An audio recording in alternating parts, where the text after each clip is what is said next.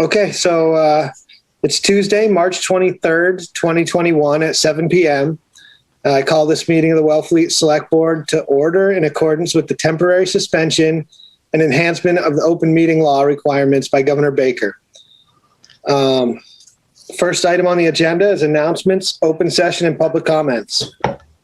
Public comments must be brief, and the board will not deliberate or vote on any matter raised solely during announcements and public comments.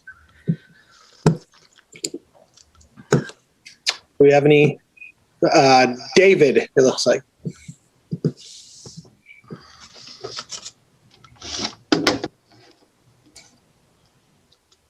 Public.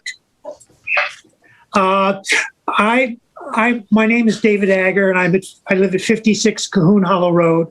Can you hear me, Michael? Yeah. Yes. Okay, good. Thank you.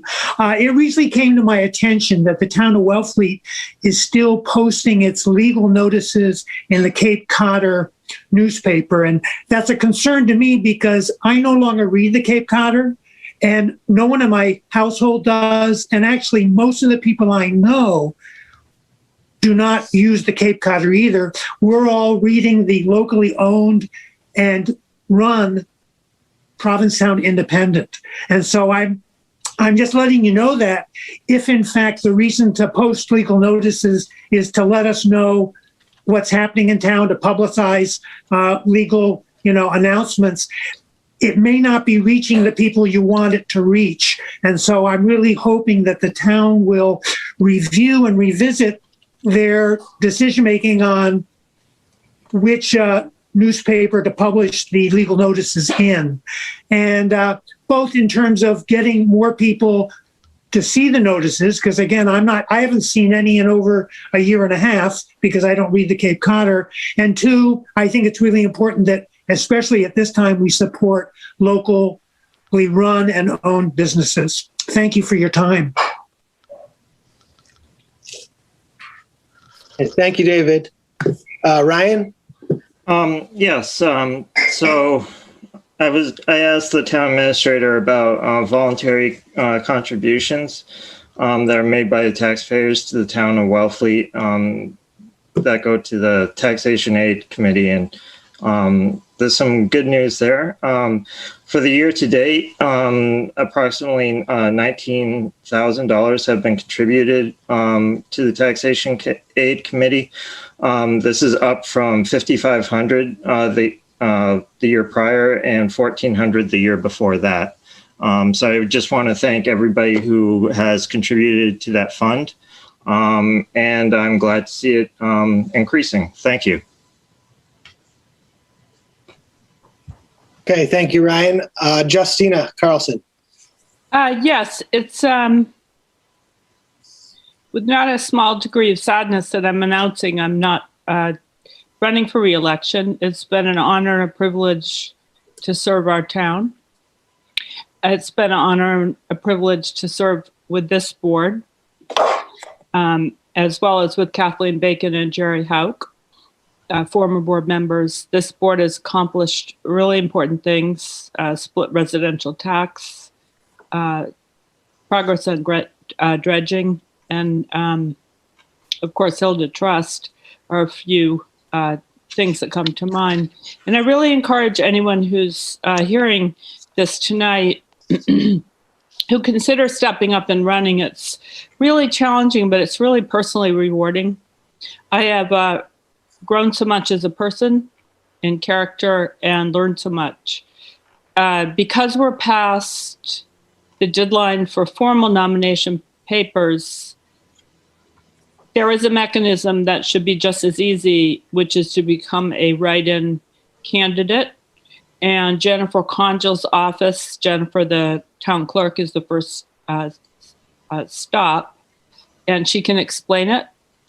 And I think that it could be quite straightforward to put up a few signs, and if you want to be a candidate, and put yourself forward. So Jennifer would explain that. And again, if you serve the town on a committee, if you know of a well-qualified friend, I really do urge you consider serving your town. I consider I got twice as much out of it as I gave. And it's with some degree of sadness that I stepped down. So thank you. Thank you for serving, Justina. Appreciate it. And I know the town does as well. Do we have any more? Okay, not seeing any hands. We'll move on to COVID-19 updates and recommendations. Hillary, are you on? I am. Just gotta minimize this and pull up my notes of what I was gonna talk about and turn my video on. Sorry, I'm a little scattered. Okay, here we go. So I don't have too much of an update because I think I've reported on most of it already. But in the prior 2 weeks, we've had 2 positive cases, which is down from, as far back as I can remember. So that's really encouraging. There is a slight blip in cases in the Mid-Cape area. So we are watching that closely, mainly in Yarmouth and Barnstable. So that's something to be watched. But here in Wellfleet, we have 2 positive cases. Vaccine eligibility has changed this week, and in order of priority, I'm going to run down just who's eligible. This was effective Monday. So we still have folks who are 75 and older, and we know we have a number of those folks already vaccinated. We have people that are 60 and older. We still have people with 2 or more certain medical conditions. We have people who live or work in low income and affordable senior housing. We have all of the K through 12 educators, the K through 12 school staff, and any and all child care workers. Everyone else associated with the schools is also eligible. And for those that are not eligible, on April 5th, we moved to people who are 55 and older and people with 1 medical condition. And I just want to go back to the priority list of folks that are eligible now. We have a certain workers category, which seems pretty nebulous, but certain workers involves restaurant or cafe workers, food, meat packaging, beverage, agriculture, consumer goods, retail, or food service workers. All of our shell fishermen and women are eligible under the agriculture category. We have grocery and convenience store workers, food pantry workers, or any volunteers associated with food pantry workers. We have medical supply chain workers, vaccine development workers, transit and transportation workers, so taxi cabs, Ubers, you name it. We have the public works employees, water, wastewater, and utility infrastructure, sanitation workers, public health workers, court system workers, funeral directors, and funeral workers. So if you have any questions on if you fall into those categories, happy to field them through my department, or you can have a look at the DPH website on vaccine eligibility, and it goes into more detail there. So that group of certain workers is eligible now. To sign up, you can pre-register, which seems to be going pretty smoothly. That can be done at vaccinesignup.mass.gov. So you sign up there and register, and you will get a call back in order of which you signed up, and they will schedule you for an appointment at one of the mass vaccination sites off Cape. Alternatively, you can still stay tuned for clinics put on by Barnstable County and sign up the same old way through the maimmunizations.gov website. So those are 2 options to receive the vaccine. We are working with Senator Sear and the consortium to set up a system to vaccinate our restaurant, grocery store, convenience store, and food service workers, much like we worked through the 75 plus, where they would be targeted for a special clinic. We also used this methodology for school teachers. So that's promising. We know that most of our restaurants get employees as they get closer to opening. So we are going to hold a number of different clinics for those folks, hoping that we can get them all vaccinated. So we will be reaching out to managers of those establishments in the near future to have them pass this information along to their employees. So that's exciting news. And then where are we? So on Monday, we moved into step 1 of phase 4. And I know I rambled through this a few meetings ago, but I'm just going to run through it again so folks know where we are if they haven't heard. So a range of previously closed business sectors are going to be opening up over time. We're going to have indoor and outdoor stadiums, arenas, and ballparks, which is exciting to look forward to. We also have the What Theater that's planning on opening back up in July, I think they told me. So effective March 22nd, gathering limits for event venues and public settings will increase to 100 people indoors and 150 people outdoors. Outdoor gatherings at private restaurants in private backyards remains at a maximum of 25 people, and indoor house gatherings is going to remain at 10 people. We talked about dance floors at weddings and other events. Overnight summer camps are going to open as are day camps. Exhibition halls are going to begin to operate following the gathering limits and event protocols. And the other thing that changed was the travel order. So the travel order went from a travel order and it was replaced with a travel advisory. So the new travel advisory urges all people entering Massachusetts, including returning residents, to quarantine for 10 days upon their arrival if they have been out of state for 24 hours or more. The advisory does not apply to folks who were away for fewer than 24 hours, or travelers who have had a negative COVID-19 test within 72 hours prior to their arrival, or those entering Massachusetts to perform critical infrastructure functions, or travelers who are fully vaccinated. And by fully vaccinated, we mean those who have received 2 doses of either Pfizer or Moderna, or 1 dose of Johnson & Johnson, and it's 14 days beyond your last dose. So international travel is a little bit different. And for international travel, we're going to recommend you follow the CDC guidelines and consult the CDC website because it's different for different countries. And that's all I have for you for tonight. Hey, Helen. Hey, question for Hillary through you, Mike. Hillary, we know that there are different strains of the virus, and we know that the one from Brazil, so-called, has appeared in Barnstable County. Are the tests that are available commonly available for COVID? Do they cover all the different strains, or do these different strains all need to be tested, in a different? Yep, they're all tested with the same testing methodology.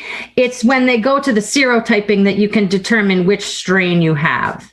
And that's not always done.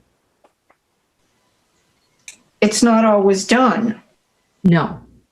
Okay, so one has to figure that out if you're concerned about it. Thank you. Okay, any other questions for Hillary or comments on COVID-19? Okay, not seeing any. Moving on. So public hearings. First one is updated beach rules and regulations. Suzanne Thomas, are you on?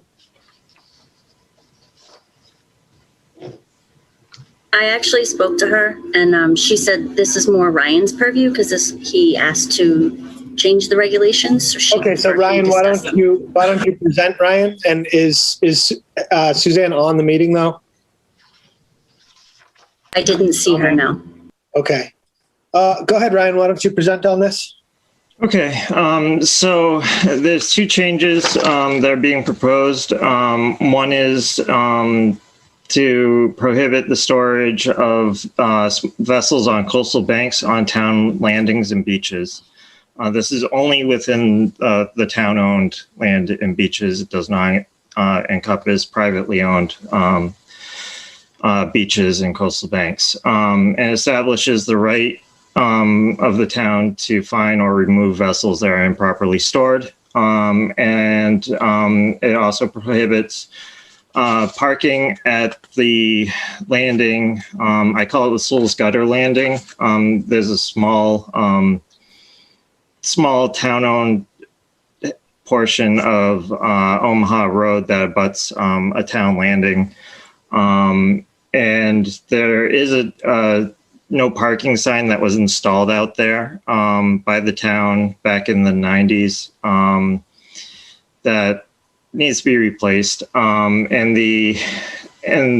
as I'm sure everybody knows, Omaha Road is the primary road used to access the Indian Neck Flats, where a lot of shellfishermen make their living. And the road itself is privately owned. So this is an attempt, there's a few other things at some point later, but this is an attempt to meet the homeowners halfway on addressing some of the concerns that they've raised, so that the shellfishermen are able to freely access their grants. And thank you. Do we need a map? Did everybody get maps, or? I got him. Okay. Janet? So I'm in agreement with this, and good work, Ryan. I do want to know how how Suzanne Grout Thomas feels about this, and do we have any comment from her? She had comments of an earlier draft, and then I talked to her and addressed some of her concerns, but I don't want to speak for her because I don't have any later comments. She didn't have any. She didn't have any further comments. Did she approve this, Maria? Did she say, yes, I like this, let's vote for it? She's joining right now. Oh, there she, good. She is the boss, you know, of the beach, boss of the beach. Beach boss. Okay. There she is. Suzanne, did you hear Yeah, my? I'm here. Could you repeat Okay. the question? I just came on board. This is Janet. I just wanted to know if you approve of this, that you've seen these changes or suggested edits, and if you approve of it. Well, I've seen the changes that Ryan suggested. I'm still not clear how we're going to post a private road, no parking, and enforce it. But my other question was, he included the Director of Community Services, the Harbor Master, and the Conservation Agent, and the ones that enforce the boats on the beach part. And it said a fine will be imposed, but I'm not sure the fine has been defined. There's a schedule of fines within the beach regulations as they are currently written. Section 6, schedule of fines, first offense is $50. Second offense is $100. Third offense is $300, and fourth or subsequent offense is $500. That's for dog violations. Everything else is $75. That's $75 for yeah. A non-dog violation. Yes. Yes. So you're fine with the $75 for the violation? That's up to the board. I'm not going to speak on that. Is this is presumably not a parking infraction because that has its own issues. I don't know what the fee is for parking. They change. The ticket has a variety of price points, but the basic one is $75 for violation of the beach regulations. Does someone else have their hand up? I can't. Yep. For some reason, my screen is not allowing me to see it. Ellen, Okay, go ahead, Helen. hi there. A couple things. Thank you for bringing this to our attention. Now, I think in the past, and I believe there was something from 2013, a document with the select board. It was minutes with the select board approving basically the conservation's commission's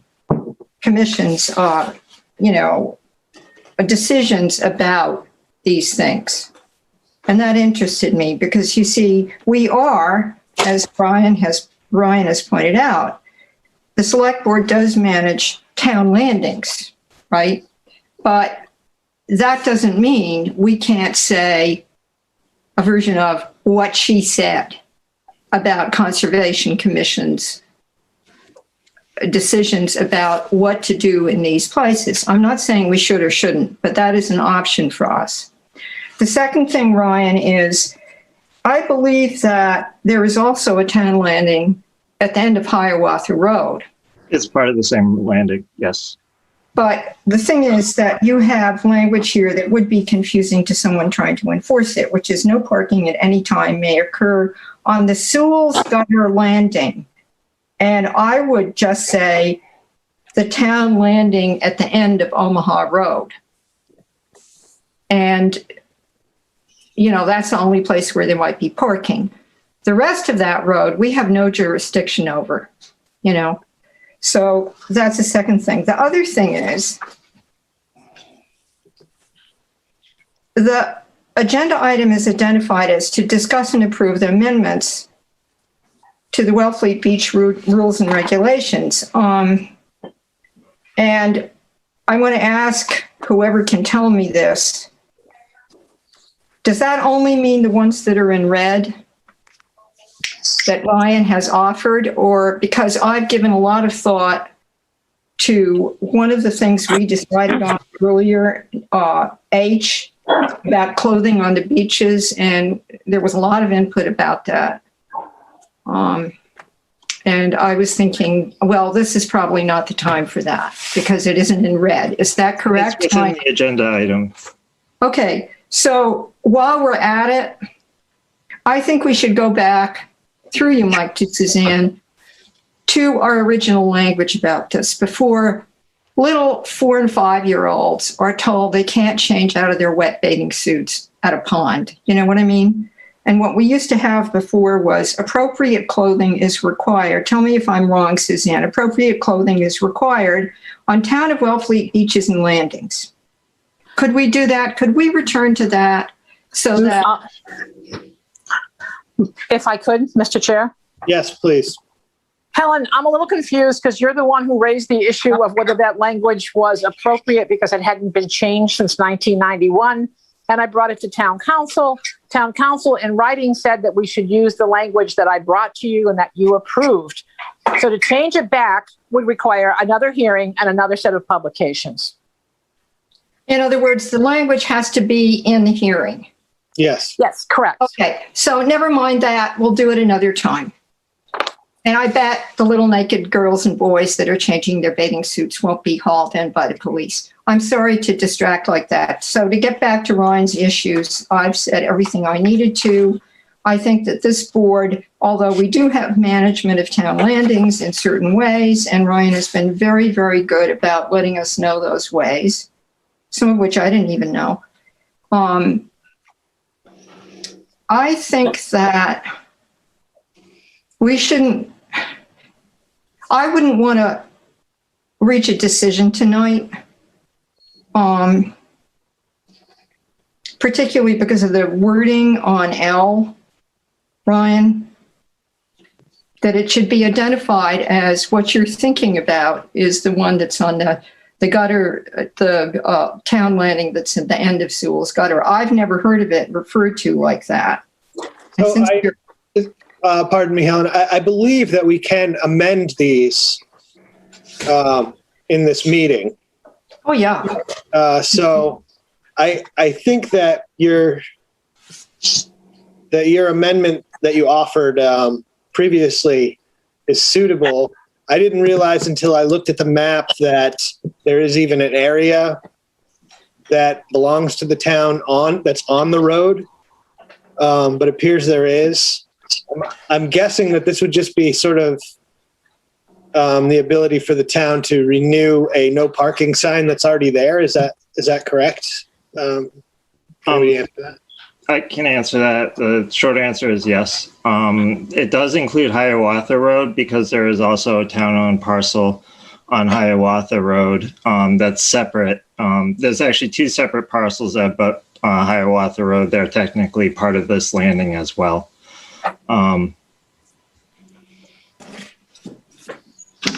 Okay. So I guess that in that sense, I would suggest parsing those out into 2 separate things so that it's clear that people know it's the town-owned landing at Omaha Road and the town-owned landing at Hiawatha, so that it's clear to people in the rules and regs. That sounds reasonable. That's fine. I mean, technically, it's all part of Burton Baker Landing, the whole beachfront from here to, the Burton Baker. What we think of Burton Baker is part of that landing. The whole. Sure, it's just two separate access points, Yeah. right? Yeah. So I think it would be appropriate to mark the access points in the regulations so that there's no confusion, if that's what the board chooses to do. And then as far as the boats on coastal banks, watercraft on coastal banks, is that not a town regulation at all already, or is it just Conscom? And if it's so, I think if it's not a town regulation, it probably wouldn't hurt to put it in here, because I know it's not allowed under Conservation Commission, I think, anyways. But Mr. Chair, yes. I'm sorry to interrupt you. Oh, please. The Conservation Commission recently updated the environmental regulations, and that's where that small boat language exists and has existed since the beginning of the concern about, regulating small boats on coastal banks.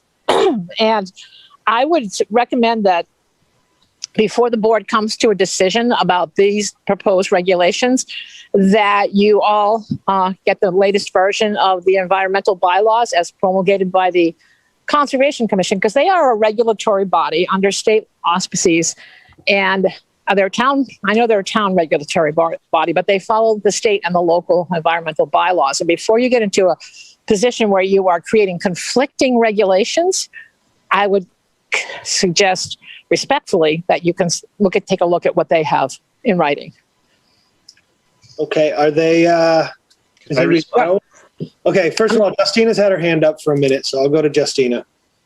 I hear what Suzanne says, and that's a good idea, but I want to applaud what Ryan's doing. I think this is a good idea, and I support it. I own property over on Hiawatha Road until recently, and it was confusing, the town landing and the private Not road. for the chickens. And I think it's important that the town codify these things, especially as we move forward into a different era of higher property values on the waterfront and competing interests for pedestrian access, boater access, private road rights, and so forth. So I think Ryan's moving us in the right direction. I would have been prepared to support these tonight, except I hear what Suzanne's saying, that we need to pull in the relevant regulatory language and codify it. So Ryan has my support with this, and I hope we can approve it shortly. Okay, Ryan, can I ask you, do you have the language from Conservation Commission's updated language? So that language is a draft. There is no updated language to date. Okay. They are still working on it with as part of their they have a consultant that they've been working on with every other regulation besides the small boat regulation. So currently it does not include the banning of small craft on coastal banks. Additionally, Chapter 88 gives the select board or the city council exclusive authority over common landings, which this is. So Conservation Commission might not even have jurisdiction over the common landing because it is a waterborne use. And then the last part is I don't even think Conservation Commission can have the small vessel permit came before the select board in 2013. As such, and it was passed by the select board under the recommendation of the Conservation Commission. As such, that regulation is actually a select board regulation and not a Conservation Commission regulation. and so it should not be within the wealthy environmental bylaws. I found anywhere else in the state that includes the Conservation Commission permitting the use of town land as part of, or permitting the use of small vessels, period. That's usually the harbor master or the select board exclusively. Thank you. Okay. So, I mean, I actually don't have a problem supporting either of these things as long as the language is parsed out on L. And I think it's in the select board's purview to not allow it on coastal banks on town-owned land, which is what this is saying, but that should probably be specified as well. And then I would be comfortable supporting the language. And is there any more other amendments on here? Just those two? And then the issue about who enforces it, I guess, is the next issue. But Mike, two things. It's normal and useful through you to Suzanne to confirm this. The vessels and personal watercraft may not be stored on coastal banks. That is something that already is somewhere in the environmental protection regulations. I've seen it. I've heard it discussed. That's the draft, Helen. No, I mean years ago. I sent the current regs to the board. Yes, and I read them. But what I was trying to get at before is let's have a reference to the current, whatever, in other words, you can say current Conservation Commission or environmental protection regulations. In other words, to cross-reference it in the beach regulations. And I'm all for having us approve this, Ryan's right, but it's going to be going on in two places, and both places should know about it in a document. well, it's one. Mr. Chairman, that's Okay. my recommendation too. If you at least have the cross-reference in each of the sections, it doesn't get lost somewhere, and then, Yeah. board in the future when they go through to amend these, at least we'll see the notation to go back to the other, because, we don't necessarily list all the legislative history in our bylaws, but it's probably a good idea. I guess what I'm getting at here is that this is only applicable on town-owned coastal banks, Right. not private ones. And so, therefore, I think it kind of doesn't matter what Conscom says. It would apply to all coastal banks, but at least this would apply to town-owned ones immediately, right? So it is kind of different because there are private banks that maybe Conscom would regulate differently, but it would have to always go to the stricter of we have the policy, the authority to create policy like this just on town-owned banks. So I'm not sure if it would conflict. So I don't know what the draft regulation is, but in a way I feel like it doesn't necessarily matter process-wise because we're only applying this to town-owned property.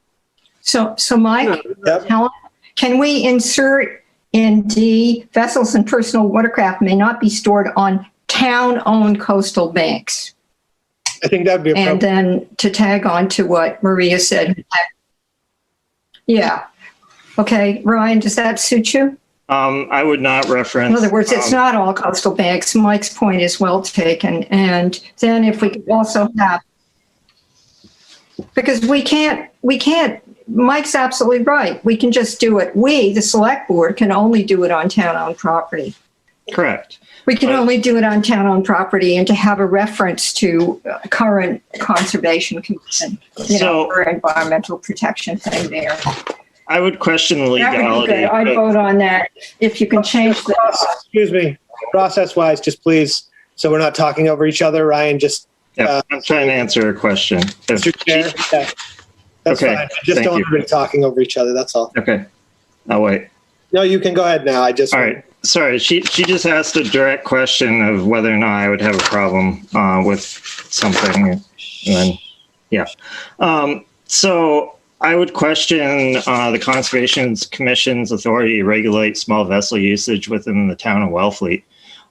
Within the coastal bank, they have authority over that. But it's questionable whether they have any authority over any common landing within the town of Wellfleet, and it is highly questionable that they have any authority whatsoever to regulate small vessels. So I would strongly oppose any reference to the conservation small vessel regs, especially because they've since updated them since 2013 multiple times. They've raised the rate from $25 to $100 without the permission of the select board. And that allows the usage of town-owned land and the registration of small vessels. It's either the proper authority of the harbor master or the select board, not the Conservation Commission. Thank you. Okay, just a point of order. I think that I don't think it matters I don't think it's necessary to refer to the Conservation Commission on this, so long as we're defining it as only town-owned coastal banks. They have the right to regulate however they wish on coastal banks in their authority to do so, which, I'm not going to try and parse what their authority or what their powers are to do that at this meeting. But I think so long as we are clear that it's on town-owned land, that I don't have a problem moving on that. I don't have a problem moving on the landings, as long as we parse the language to be the access points. And as far as the enforcement penalties and the enforcement agents, I don't know where that language comes from, Ryan. If you could just quickly explain that. Sure. The schedule of fines is already included in the beach regulations. It's on the last page. So Suzanne's right. It would be $75 per offense as currently written. And that applies to all non-dog related offenses on the beaches. As to the regulatory authority, so the beach department has been charged by the select board to partially manage the town-owned common landings, which includes all the oceanside beaches and most of the bayside beaches. As such, the Director of Community Service, which administers the beach department, is a responsible authority over those common landings as per charge by the select board. Additionally, the harbor master also has authority over vessels within the harbor of Wellfleet. So they're an appropriate authority. The Conservation Commission or the conservation agent is, maybe you can strike that if you want to, but I just think if you add an additional agent that's able to, when they look at a problem, able to address it, the better. And they would probably be notified of some of the violations. Thank you. Okay. I see Justina's hand, and then I see Nancy Shavetta. So go ahead, Justina, and then Nancy. I'll defer to Nancy. Go ahead, Nancy. Hi, I'm here in the office with Peggy Jennings, who is an Indian Neck grant holder, and she had a question. Go ahead, Peggy. Hi, I have a question on the entrance at Sewell's Gutter. When you go out there on the left-hand side, just before you go over the edge there. Omaha Road, Peggy? Pardon? Omaha Road? Yes, on Omaha. Mm-hmm. There are times when grant holders are able to get a hold of helpers who may not have a four-wheel drive vehicle, and they tend to park in that little area. I think you can probably get like maybe 2 vehicles in there, and we've done that forever. And I'm wondering what kind of a problem that's going to present. It's on the left side. It's on the left side, yeah. Yeah, I think the issue there, Peggy, is, well, actually, I don't know. It does look like actually in this map that Ryan sent that it applies to, that actually is town owned. that little pull off right there. Oh, the little pull. Okay. Yeah. Yeah, that is town owned. So if we did approve these, that would actually bar parking on that side too. So I think, unless it says the Sewell's Gutter side. It would be the opposite side of Sewell's Gutter. It'd be the left-hand Right. side. Yeah.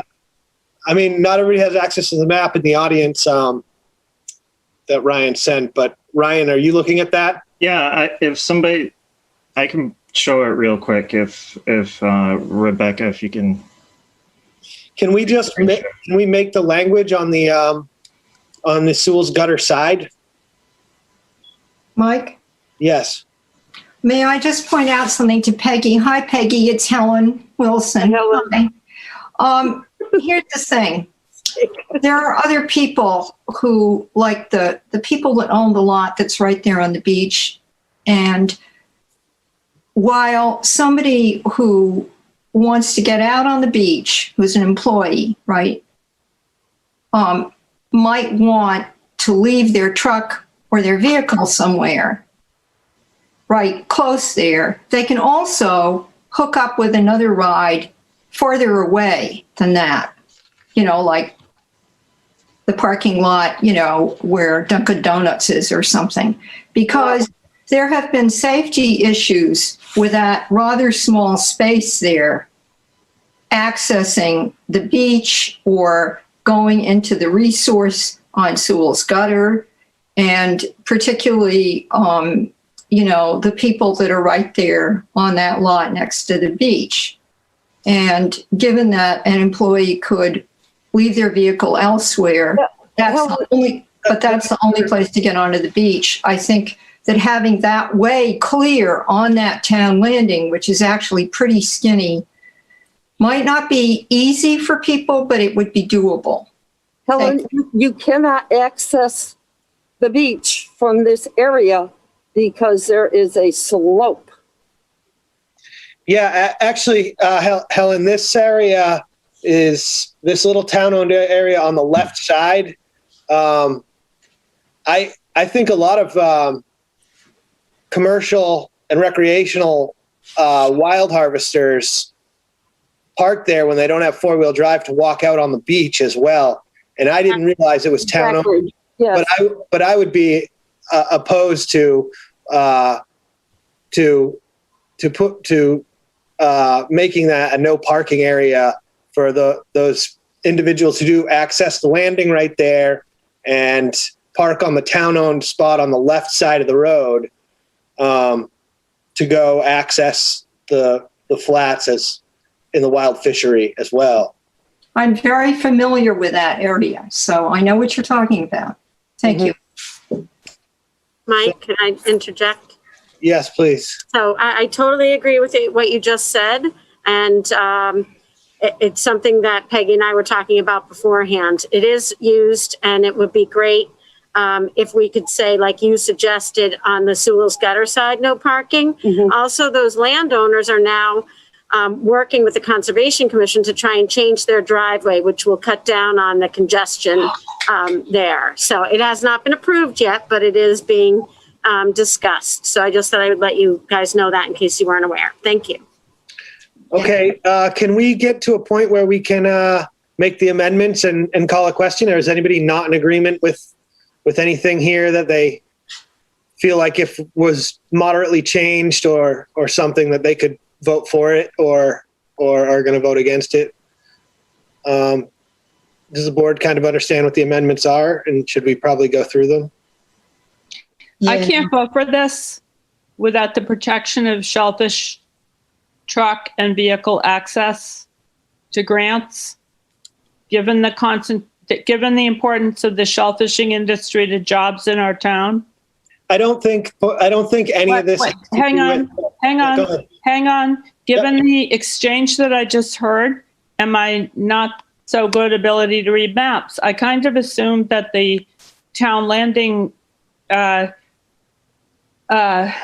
plan put forward by Ryan on Omaha Road would protect the right of grant holders to park and access the grants, because there is room for that. And if we have to sacrifice a few beach parking spots, I understand, but it's really an important issue to work out. So And we only need to park there for beach access a couple of like warm, lovely beach days, but people earn their livelihoods there, and that has to get worked out before I feel comfortable voting for it. yeah, I think that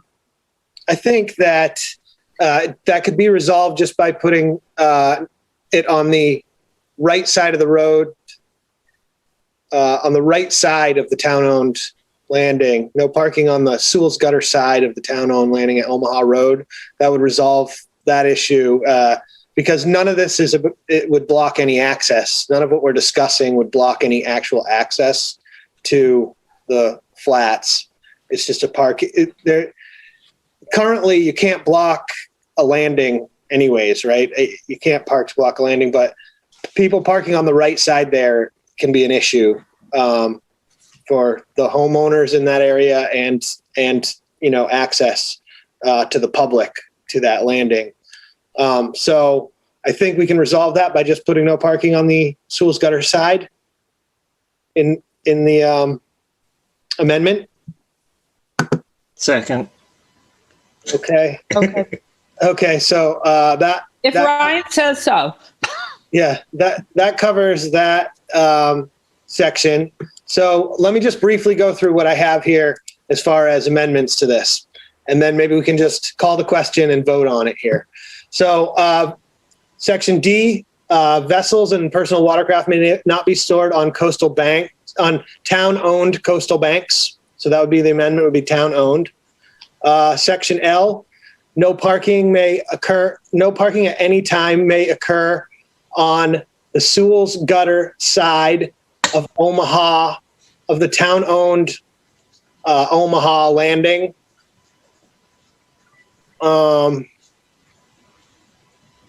Jason? Without the authorization of the Director of Community Services. I don't think we need to put that in there. Yeah. Can we just say, because that's more confusing, why just not no parking may occur on the Sewell's Gutter side of the town-owned landing? Excuse me, Mike, can we say the north side?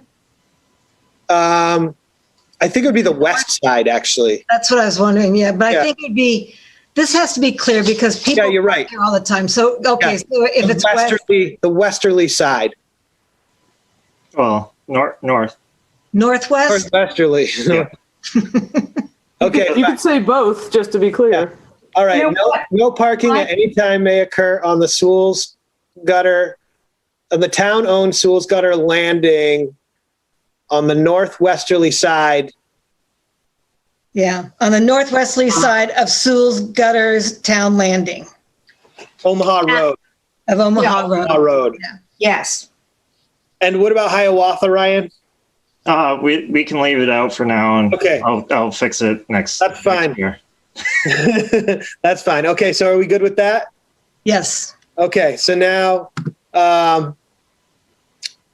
just the enforcement penalties. I'm fine with leaving that all in there. Does anybody have a problem with that? I got some message from Nancy about replace boating public with navigation. And I'm not sure what that applies to on here. Nancy, are you there? Sorry, repeat that. Peggy and I were having a minute.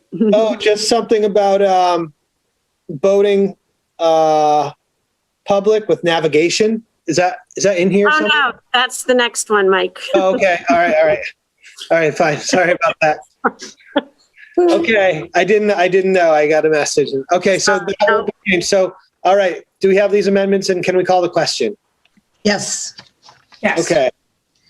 I Let's move call to approve and adopt the amendments made to Wellfleet beach rules and regulations and approved by the appropriate department heads dated March 5th, 2021, as amended. as amended.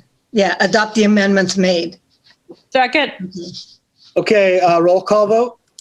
Janet, I. Justina, I. Brian, I. Michael, aye.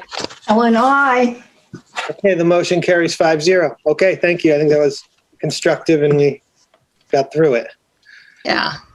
Okay, so now the next item on the agenda, I'll be recusing myself from as it is an aquaculture license extension that I myself am applying to this board for.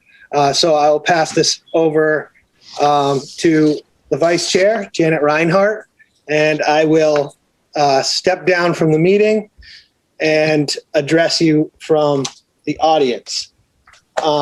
And normally I would be actually stepping out down to the floor and up to a microphone in front of you.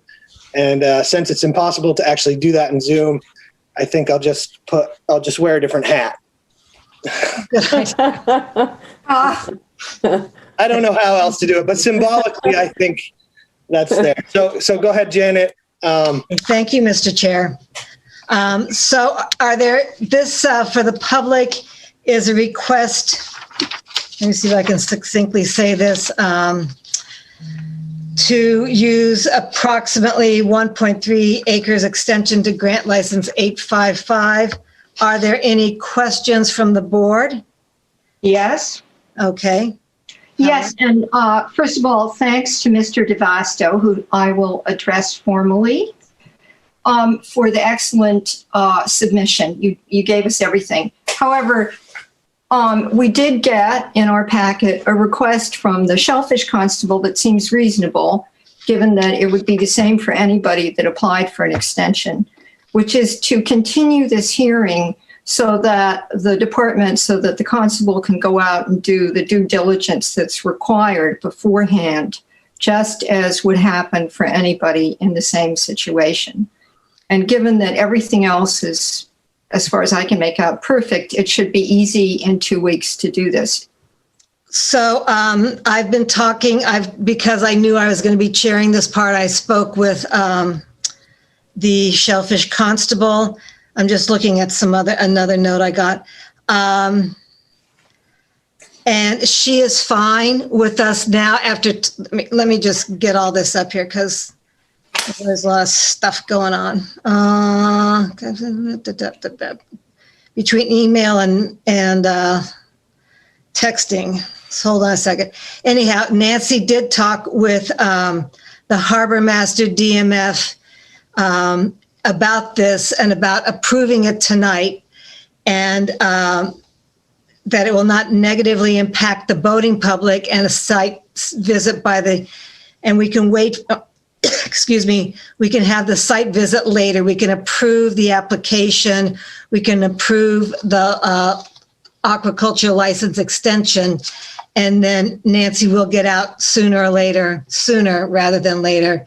And then the official approval will come with her. But no, we would not go without Nancy's approval. And she said that this would be fine.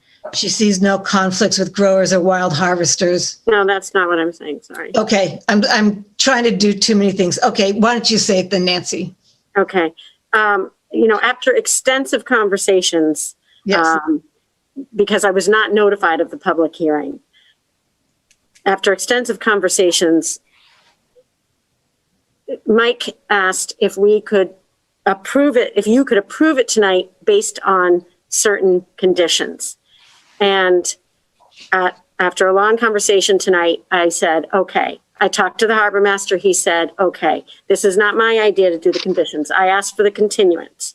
The conditions is Mike's idea, and I'm fine, but it should be, and I just want to read what DMF and I worked on. So that it would be to approve the application based on these conditions. Approval from the harbor master that it will not negatively impact navigation, and a review by the Shellfish Department to determine that there will be no other conflicts with growers or wild harvesters as a result of the extension. So I think that there's a larger discussion that does not need to happen tonight, but probably needs to start at Shellfish Advisory Board and be brought to you. I don't feel like there is a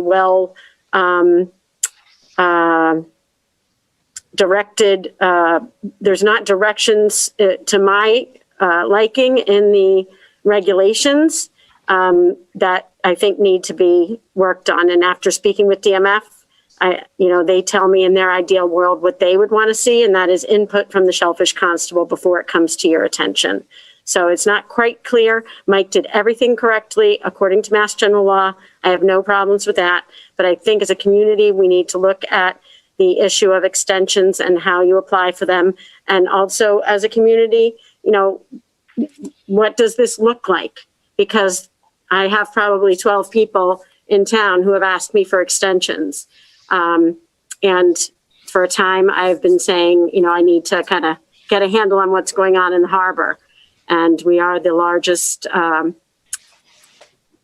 aquaculture town, the most bottom and the most farmers. And so, I think we should be doing this in a real thoughtful way.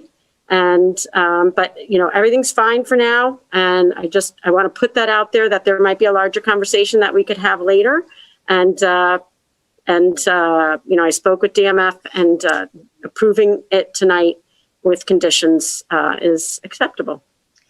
So let me clarify what you mean by to have this conversation later. What is later? 2 weeks, a month?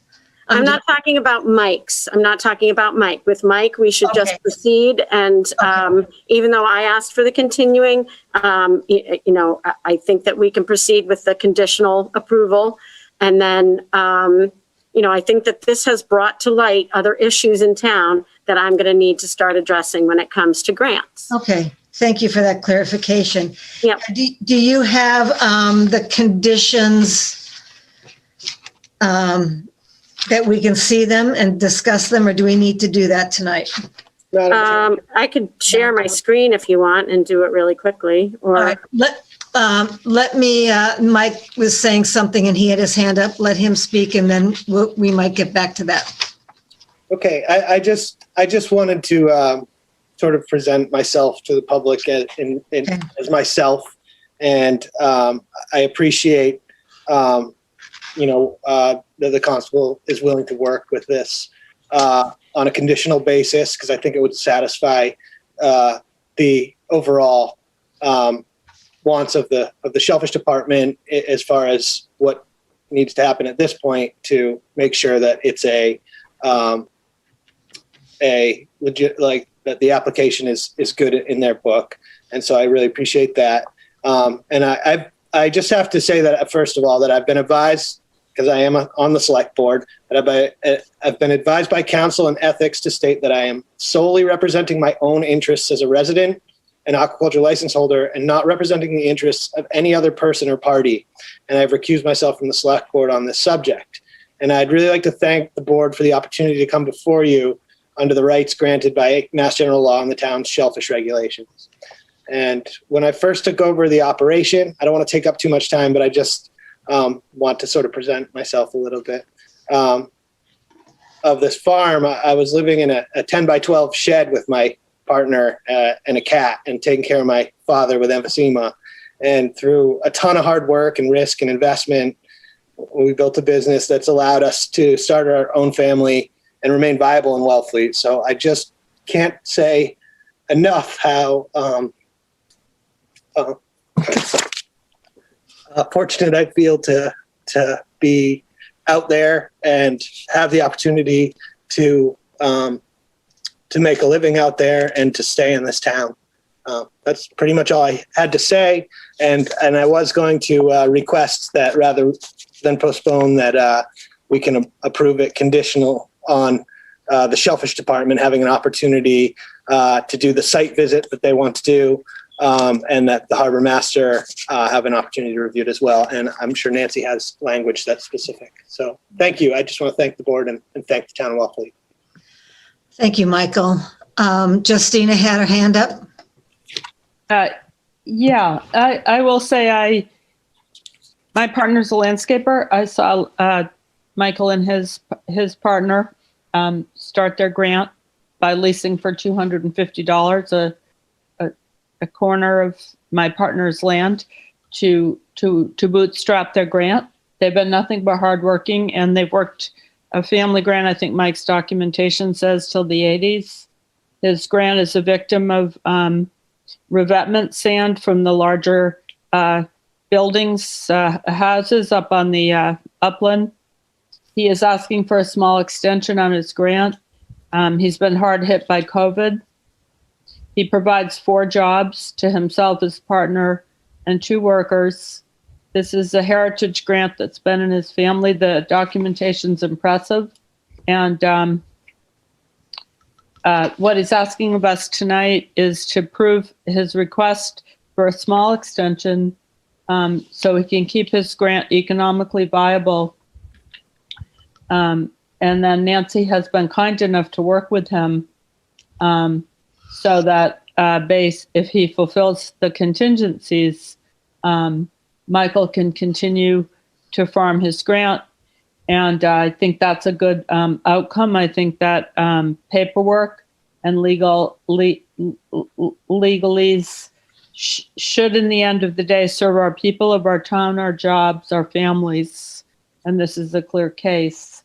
So tonight we're asked to approve Michael's request for a continuance, which he's seen a lawyer backed up with documents, and Nancy has graciously agreed to that we can approve with the continuance. And then Nancy has conditions, which Mike would then be required to meet, and I'm prepared to vote for that tonight. And thank you, Nancy, for working with Mike. Thank you, Justina. Ryan? There's 2 things. First, I think it's a condition of renourishment plans that they have no negative impacts. If Mike's being negatively impacted by sedimentation of sand that's caused by the renourishment projects, then I would strongly urge action by the Conservation Commission, which is the regulatory authority over beach renourishment. The other is something that Nancy just said. So there's a process for doing grant extensions. I'm uncomfortable if the Shellfish Constable has been telling a dozen shellfishermen that they can't get grant extensions when there is a process within our regs. They should be directed to the appropriate authority and to how to apply for extension. And it's not at the discretion of the constable, it's at the discretion of the select board. Thank you. Helen? Yeah, a couple things. And I do have a motion prepared because there's one other element that I've spoken with both Nancy and Mike about that needs to be in here. First of all, Nancy, can you give me the last words of the second condition and a determination from the Shellfish Department that there will not be what? Please. Sorry, I was working on the motion that Janet asked for. So no other that there will be no other conflicts with growers nor wild harvesters as a result of the extension. There will not be. No, there will be no other conflicts with growers or wild harvesters as a result of the extension. Okay. So I'm going to stop working on that. Sorry, I wasn't really paying attention. Yeah. So doing it for Janet. And then there's another thing that has to be in here about it's a new license. So I didn't hear our Shellfish Constable saying that she was denying anybody due process for an application for an extension. I don't think that's another subject. I don't think she did either, Helen. Yeah, thank you. But I just need to say this. But it's important that everybody that wants to have an extension, which they have a right to apply for, does it in exactly the same way. That said, if Mike and the Shellfish Constable have worked this out, I'm prepared to read this rather long motion, which is okay, and, approve it, given that there are those two conditions on it. All right, why don't you go ahead and do that? Okay.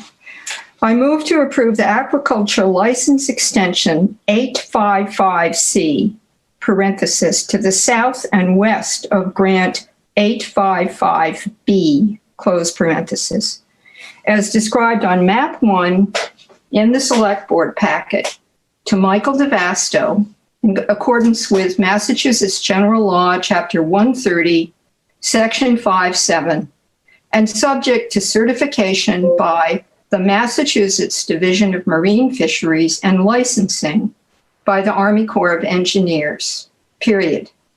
This license shall be approved for the initial term of 2 years as per Section 7.8.2 of the town's shellfishing policy and regulations, and is conditional upon approval from the harbor master and a determination from the shellfish department that there will be no other conflicts with growers or wild harvesters because of this extension.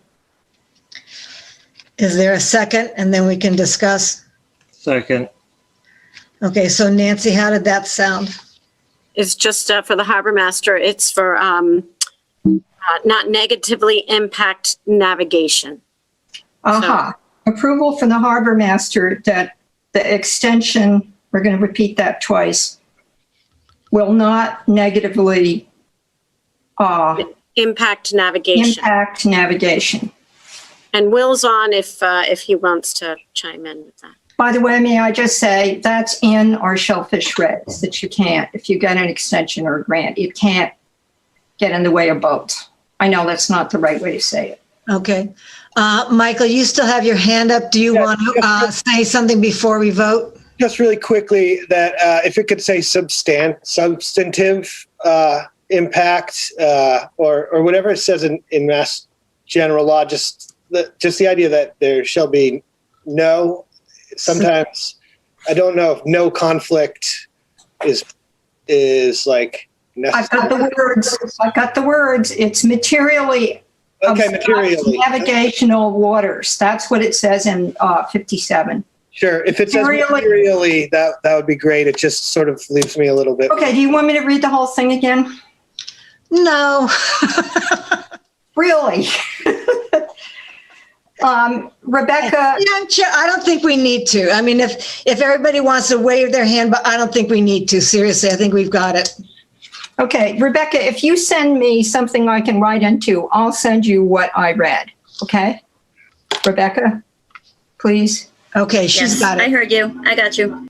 Just send it to me so I can write into it. Thank you. All right, we've had a motion. We've had a second. Roll call vote. Janet, aye. Christina, aye. Ryan, aye. Oh, Mike can't vote. Helen, aye. All right, motion passes 4-1. Thank you. Thank you, and thank you Congratulations. to the town of Wellfleet, and I will do my best to be a positive impact on the industry and the town. Thanks. You already are. And thank you, Constable Nancy. And thank you, Nancy. Yep. Thank you all. Appreciate it. And Will too. I know he's not talking, but thank you for looking at this. That's what a good harbor master does. Yeah. I'm trying not to talk, but I'm here. Good harbor master is silent but strong. Okay. Welcome, Michael, back to being chair. We're on licenses. Okay. All right. I took off my hat. Okay. Licenses, seasonal liquor license renewals. So I think we can just at this point, unless somebody objects or has to recuse themselves, we can make a motion. I have one quick question. Sure. Is there a Wellfleet Hotel and Lodge, or is it just supposed to be the Wellfleet Motel and Lodge? I think it's a Wellfleet. I don't know. It's the Wellfleet Motel and Lodge, but we also have Wellfleet Hotel and Lodge. Oh, we have them both in here? I believe they're both something. I were sent to me at 2 separate occasions, so I believe they're each in and of itself. Okay. Sounds like we have two. Well, if one doesn't exist, they can't get a liquor license anyway. Brilliant. Good point. That's why you're chair. Okay. So I move to approve the seasonal liquor licenses for the Wellfleet Beachcomber, Winslow's Tavern, Bocce Italian Grill, Wellfleet Motel and Lodge, Harbor Stage Company, Ciraldi's, Chequesset Yacht and Country Club, and the Boathouse, Wellfleet Hotel and Lodge, VR's, Van Rensselaer's, Maurice's Campground, Wellfleet Marketplace, Max Shack, Bob's Southern Cone, Liquor and More. You were correct, Janet. There is no hotel and lodge. That was my fault. Okay. There is. Second. Scratch Hotel and Lodge. Helen, second. Okay. Roll call vote, please. Janet, aye. Christina, aye. Ryan, I. Michael, aye.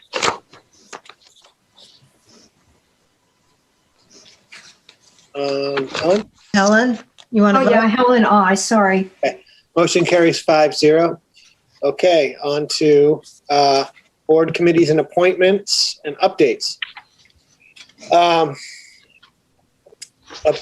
Where's my? So the first one is the appointment to the Barnstable County Home Consortium, Richard Quixote. Mr. Chair? Yeah. I would just say, I know Richard has been on the Housing Authority for a number of years, and it seems like he would be a good fit for the Barnstable County Home Consortium. Okay. Anyone else? Is he here? I move to approve Richard Ciotti to the Barnstable County Home Consortium for the term of 3 years. Second. Okay. Roll call vote, please. Janet, aye.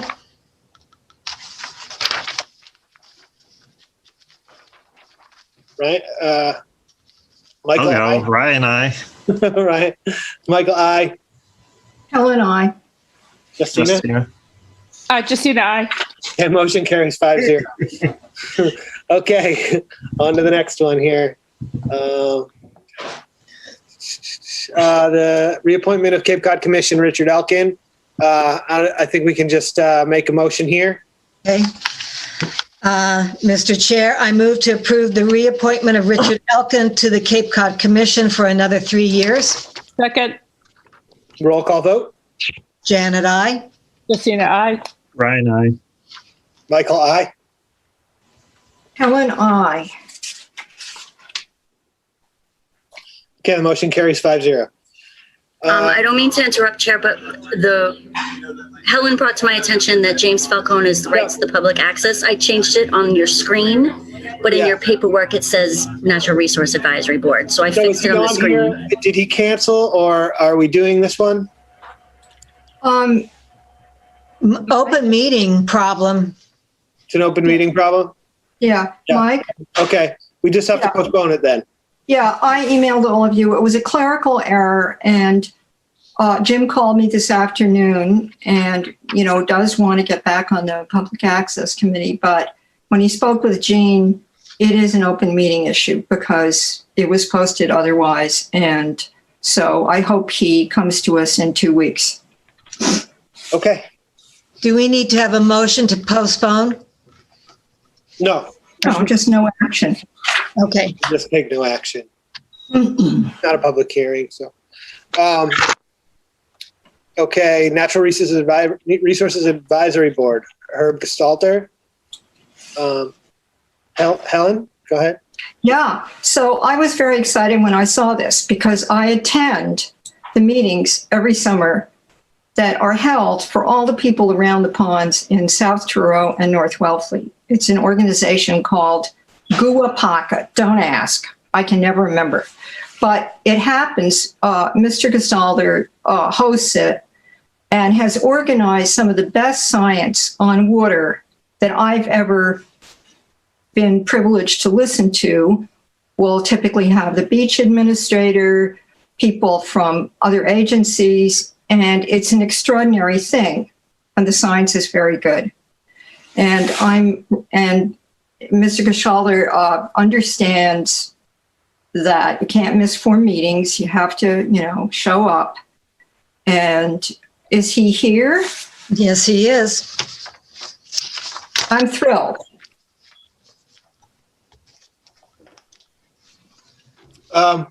Okay, Mr. Gestalder. We usually have new members introduce themselves and tell us a little bit about why they want to serve on the board and what their background is and how they think they can contribute. I'm pleased to do that. Can you hear me? Yes. I've just unmuted myself. Okay, good. I appreciate this time to be able to approach the board on this. It's Helen, it's Kupaka. It's a Gold Pond Area Conservation Association. It's an organization that's been in place here on the Gold Pond chains and now Long Pond since the early 80s. And our focus is entirely on the quality of the water in the ponds, freshwater ponds. So I've interacted with the NRAB before in this capacity. I've known John Reel. In fact, it goes all the way back to I originally worked with John Portnoy, who gave me a lot of education on the ponds. I realize now that with global warming a certainty and the rise in sea level also a certainty, that the mandate of the NRAB, that the creation of a harbor management plan, the continuous review of the shellfish plan and the harbor plan, and the identification of the natural resources in town that need to be preserved and protected is going to be such a critical issue because the sea is going to rise. We don't know how much. And the waters in the harbor, the waters in the ponds are going to increase in temperature. And it just makes these issues of the NRAB so critical that I welcome the chance to join the NRAB. Okay, thank you, Herb. Ryan Curley's got his hand up. I think he's got a question for you. Yeah. So with sea level rise, are you aware that the level, as long as precipitation stays about the same, that the level of water in the ponds will also rise? Herb? Am I aware that the level of the water in the ponds will rise or not rise? They will rise. They will rise. And there's also projected increase in precipitation. Yep. With increase in temperature. The waters from the ponds flow out into the bay. And that probably will mitigate the degree to which the pond water will rise. I see the danger in the ponds more to the increased temperature of the ponds. Okay. The ponds, all ponds will eventually become a field through eutrophication. The question is whether or not that occurs over many generations, hundreds of years, or whether in one's lifetime. And increased water temperature will speed the eutrophication. It just makes it, and we can't control the increase in the temperature of the water. It makes what we can control all the more critical. Okay, well, thank you, Herb. And I don't mean to interrupt this conversation because it is enlightening, but I think at this point, you have proven to be the right candidate for this board. So if I could have a motion, unless somebody has another question. I move to approve the appointment of Herb Gestalter to the Natural Resource Advisory Board for a term of 3 years. Second, Helen. Can I have a roll call vote? Janet, I. Christine, aye.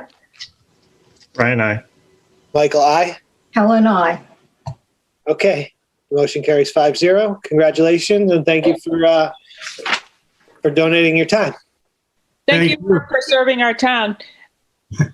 Thank you. Okay, so we have a motion to approve the change of the opening date for the block and tackle. I have no problem with this, just making a motion, but if anybody would like to hear from them, I'm not sure if they're on the meeting or not. I would second that. Yeah. Helen, go ahead. We already talked about it. You got your hand up, Helen? Yeah, I just want to thank them for observing what they're supposed to, doing what they're supposed to do in terms of asking our licensing board if they can do this. So thank you, Block and Tackle. Agreed. I remember when they came before us, they wanted to open as early as they could. So they set it early, but with the condition that they might have to come back and change the date. And so I wish them the best of luck, and I'd like to have a motion. That we already did. I move to approve the change of opening date for the restaurant Block and Tackle from March 1st, 2021 to April 1st, 2021. Second. Second motion seconded. Roll call vote, please. Janet, I. Christina, aye. Ryan, I. Michael, aye. Helen, I. Great. Motion carries 5-0. On to the next thing here. We've got to approve the restaurants listed below for continued outdoor dining for the 2021 season. I know Helen has some amendments to the motion here. Yeah. Helen. Yeah, I talked with Hillary today because paperwork we got was a bit unspecific. And there are two things about this. One is we were told Pearl Restaurant is off. Correct, Rebecca? Yes, that's correct. She said. The second thing is Hillary gave me language to put in to insert. So if you let me make the motion when we get around to that, I can do that. She dictated to me. Okay. Janet, you got your hand up? Yes, I have a question for Chief Pauley and Chief Hurley. Yes, they're still on. So it says we just have a note. We usually get more information. It says all restaurants have been approved by Wellfleet Police, Fire, and Health Departments. Hillary, too, if she's on. Is this, do you know if they've filed their seating plan and if it is included for the use of town property like last year? Mr. Chair, it's the fire chief. Go ahead, Chief. Thank you very much.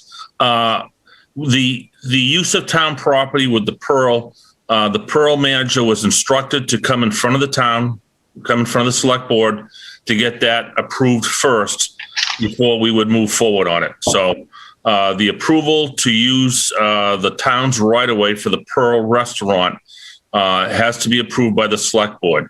With respect to the other locations, I've had discussions with both Ginny Mac and the restaurant managers or owners, and they're utilizing the same seating plan for the most part.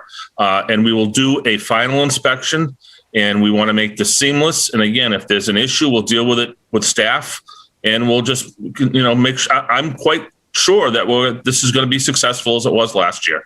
So where things haven't changed, we've just continued the same seating plan from last year. Okay, Ryan.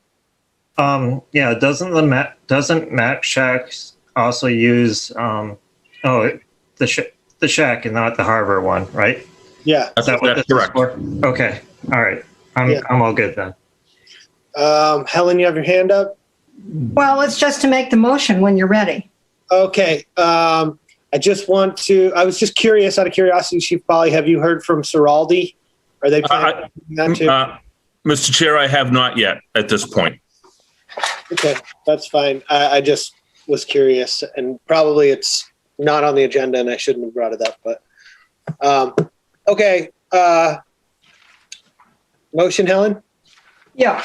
I move to approve Max Shack, the Wellfleet Beachcomber, the Seashore, and the Wicked Oyster to continue their outdoor seating plan as allowed in 2020 and not to exceed, and not to exceed the number of seats they are permitted for both indoors and outdoors for the summer of 2021, period. All restaurants have been approved by the Wellfleet Police, Fire, and Health Departments. Second, Roll call vote, please. Janet, I. Christina, I. Ryan, I. Michael, aye. Helen, I. Okay, the motion carries 5-0. And Rebecca, will you also send me something I can write into right after the meeting? I'd really appreciate it. Thank you. Okay. To write into for that motion, please. Okay, Shellfish Constable Nancy Schmetta. This is a vote to not sell seasonal recreational shellfishing permits for the 2021 summer season. Nancy, you want to present here? Sure. So we've been attending the Board of Selectmen or the EMT meetings every other Tuesday and listening to reports that we're likely to have quite a busy summer season. And reflecting back on our conversation when I was like going through the motions of trying to do a tax insert and how we kind of all agreed at that time, probably not the right year to do it. Then came back to the department, talked with Johnny and Chris, and thought about how things went last summer, did our numbers. You know, things were quite up last year, as you saw in the memo that we put together. And so we think that for 2021, we should probably forego seasonal permits. It did not seem to impede anybody from getting out on the flats that wanted to. I did not hear any complaints. Most people absolutely understood, and I just don't think we're quite out of the woods yet. So my suggestion and recommendation is that you not sell seasonal shellfishing permits, but as always, looking forward to our discussion. Okay, I guess I don't see anybody's hand up. I guess what my only question is, I want to make sure that is anyone who wishes qualified to buy an annual permit. Yes, so we sell non-resident permits for $210. We sell annual. We sell annual residents, and that is for people who either can show that they're a tenant here in town or they own property in town. Those are $60. We also sell veteran permits. So any Commonwealth of Massachusetts veteran is allowed to get an annual permit at the resident rate. So that's $60 too. Okay. I guess my other question is, do you foresee the need to sell seasonal permits in the future? Or do you, I guess, what are your thoughts on potentially just selling annual recreational shellfishing permits? So anyone who buys one would have the right to Fish all year. Fish all year. Obviously unlikely that people are around, but it may be a draw to come down on weekends or something like that if they can go use their annual license that they paid for, and potentially have some economic development. I mean, economic impact beyond just, the permit fee.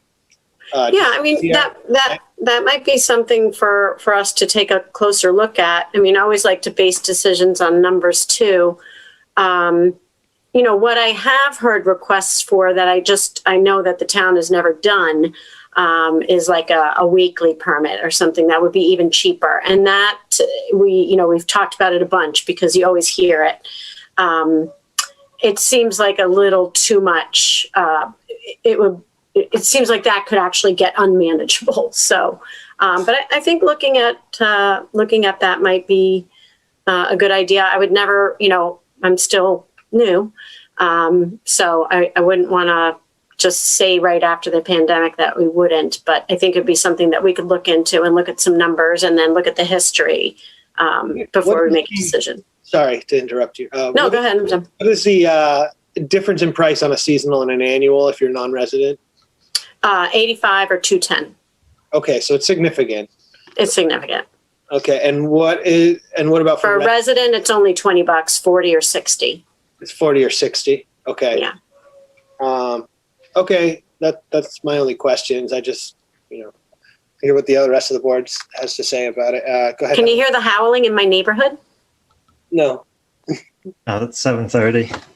Yeah, I'm not doing it. Usually I'm out there. So Nancy, I'm all in favor of this. What's different about us and other places is how much you have to cover as a department and the contingent, the problems with Vibrio and the problems with climate change and all the different problems that come about with people who aren't here long enough to understand what they should and shouldn't do on the flats. In other words, that's a safety issue. And, we need to look at this when COVID is passed. But right now, it's the only thing that makes sense. It's the only thing that makes sense to me. Thank you.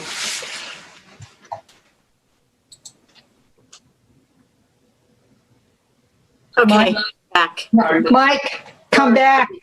Here. I'm going to go ahead because Mike's not there. Nancy, Yeah. I support what your department's recommending, and I support the thoughtful comments Helen's making. I think you have to balance the permit sales with the manpower of your department. And I don't know the history of these seasonal permits and the, God forbid, the short-term permits, but you're only a certain number of people to police them. So yeah, again, I support what your department's recommending, and then going forward, the balancing of the manpower of your department versus the revenue brought in and the whatever other benefits of the permits.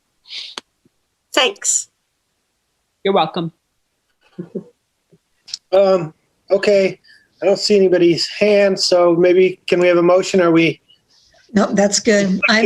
Board, does anybody think this isn't a good idea this year? I move to not sell recreational. Should it say seasonal recreational permits? Yes, it should. Seasonal. Yep. I move to not sell seasonal recreational shell fishing permits for the 2021 summer season. Helen, second. Roll call vote, please. Janet, aye.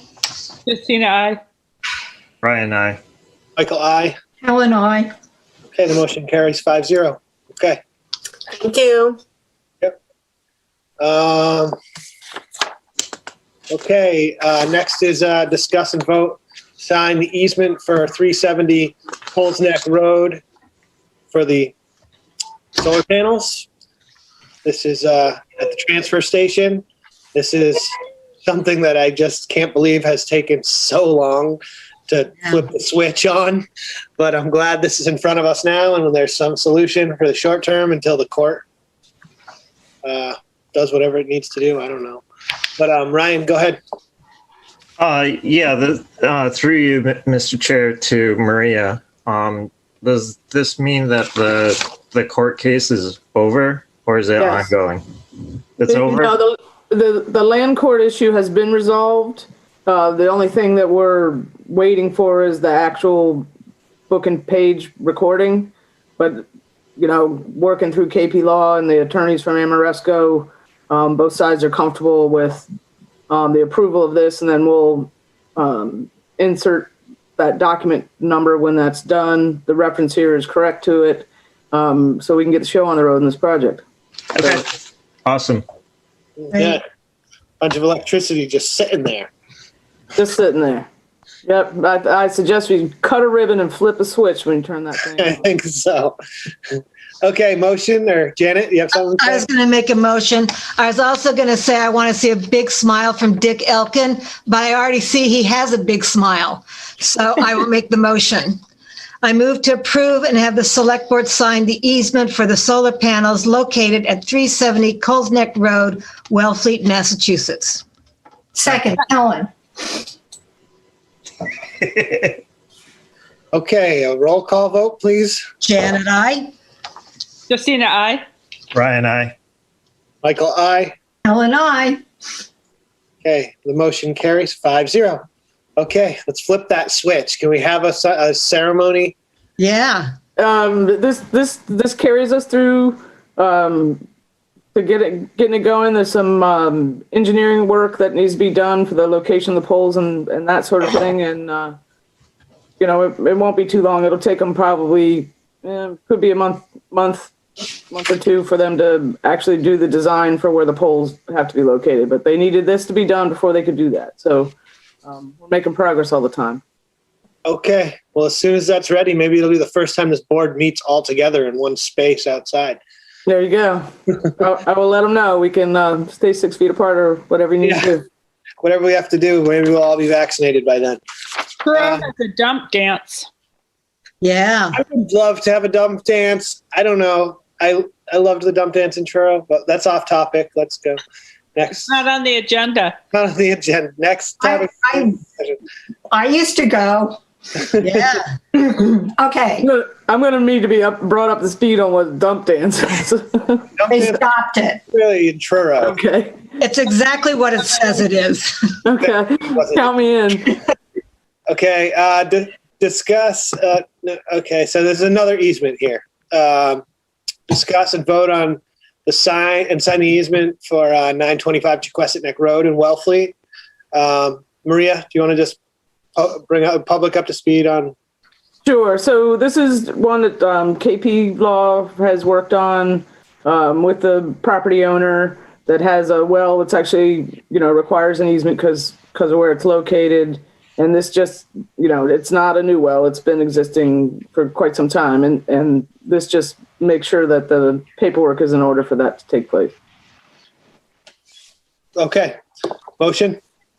I move to approve and have the select board sign the easement as written for 925 Chequesset Neck Road, Wellfleet, Second. Massachusetts. Roll call vote, please. Janet, I. Justina, I. Ryan, I. Aye. Helen, I have a quick question for the TA. Sure. Yeah, so this was not relevant. We're voting for it. We voted for it. Why is it only $1 they have to pay? Is there some reason we're not getting more money from them? It's pretty standard for there to be a dollar amount, and it's not anything that, it's not the type of easement that normally gets sold for a lot of money. It's not like they're doing business or something like that. They're just trying to drink their water. So it wasn't suggested to anyone or by anyone that it be more than that. Okay. I'm just a money grubbing old lady. I'll tell them you want $1.50. Okay. And so that motion carried 5-0. Everyone voted already before that comment. So next subject here we have discuss and vote on credit card and electronic checks and ACH fees. What's ACH stand for? It's not drawing a. I'm going to defer to. I have always called them ACH fees, and I don't know the actual terminology. I'm going to defer to Heather on this one. Go ahead, Heather. Good evening. To be honest with you, it just disappeared off my brain, but essentially it's a electronic transfer, much like a direct deposit would be, and interbank transfers. Okay, so these would be fees attached now to whatever the fee is or the cost of whatever being paid for. Approximately 3% for credit cards and 50 cents for electronic checks. That's right. It's to recover those costs. I mean, Heather could explain what we've had a pretty significant impact, across the board, all of the departments that are, taking electronic payments and credit card fees. The other towns on the Cape have been recovering these costs, or at least researching it. It's not something that's going to go away after COVID. So if I go and buy concert tickets or something like that, I always expect to pay some kind of transaction fee. And this is basically allowing the town to recover those costs. Ryan? Yeah, I strongly support using a single payment processor. It will simplify things dramatically for the town. Are we setting a rate tonight, or because doesn't a rate have to be set? Yeah, a rate. Heather, go ahead. If I may, regarding these fees, that's where it gets a little bit tricky. It's actually a negotiation typically between the town and the merchant servicing company. Yep. So that's why I put in here an estimated, and right now it is. So essentially what we're asking is for endorsement of these fees to be placed onto the buyer, if you will, and at whatever rate that they may be. We will certainly try and negotiate the best rate, but we can't set a rate because it's not something that we can really withhold from a merchant servicing company. Yeah, I know that it will go out to bid. Different merchant service companies will bid on it with various rates. I'm wondering if the costs that we're passing on to the taxpayers or the payers of fees, do we need to set a rate? Will we be setting a rate every year, or will it be automatic? It will follow whatever contract, and I would just like to correct. We can't really pick the merchant servicing company.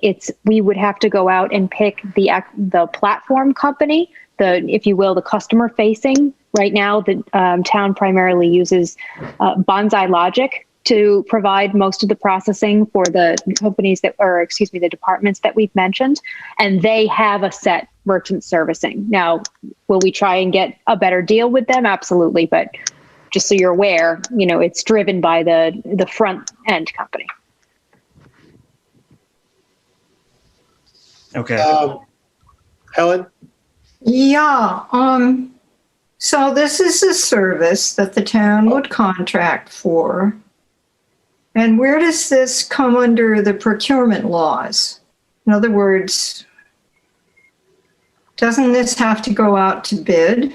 I'm hearing something different from you, Heather. We don't necessarily choose the processing company. Right. They're subcontractor to whomever we chose for the banking or the process, the receiving the credit card fee. So they're sort of behind the scenes. We don't put out to bid for that particular service. But do we put out to bid for the company that is over that? In other words, the first company.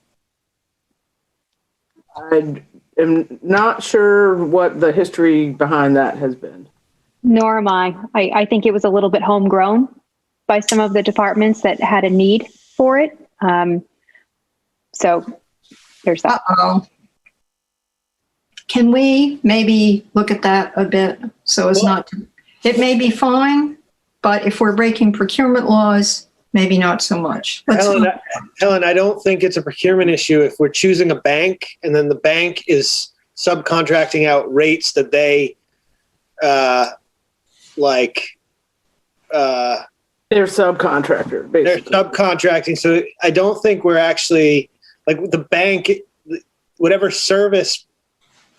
bank service we're using or banking service is not like a contract. We can change at any time.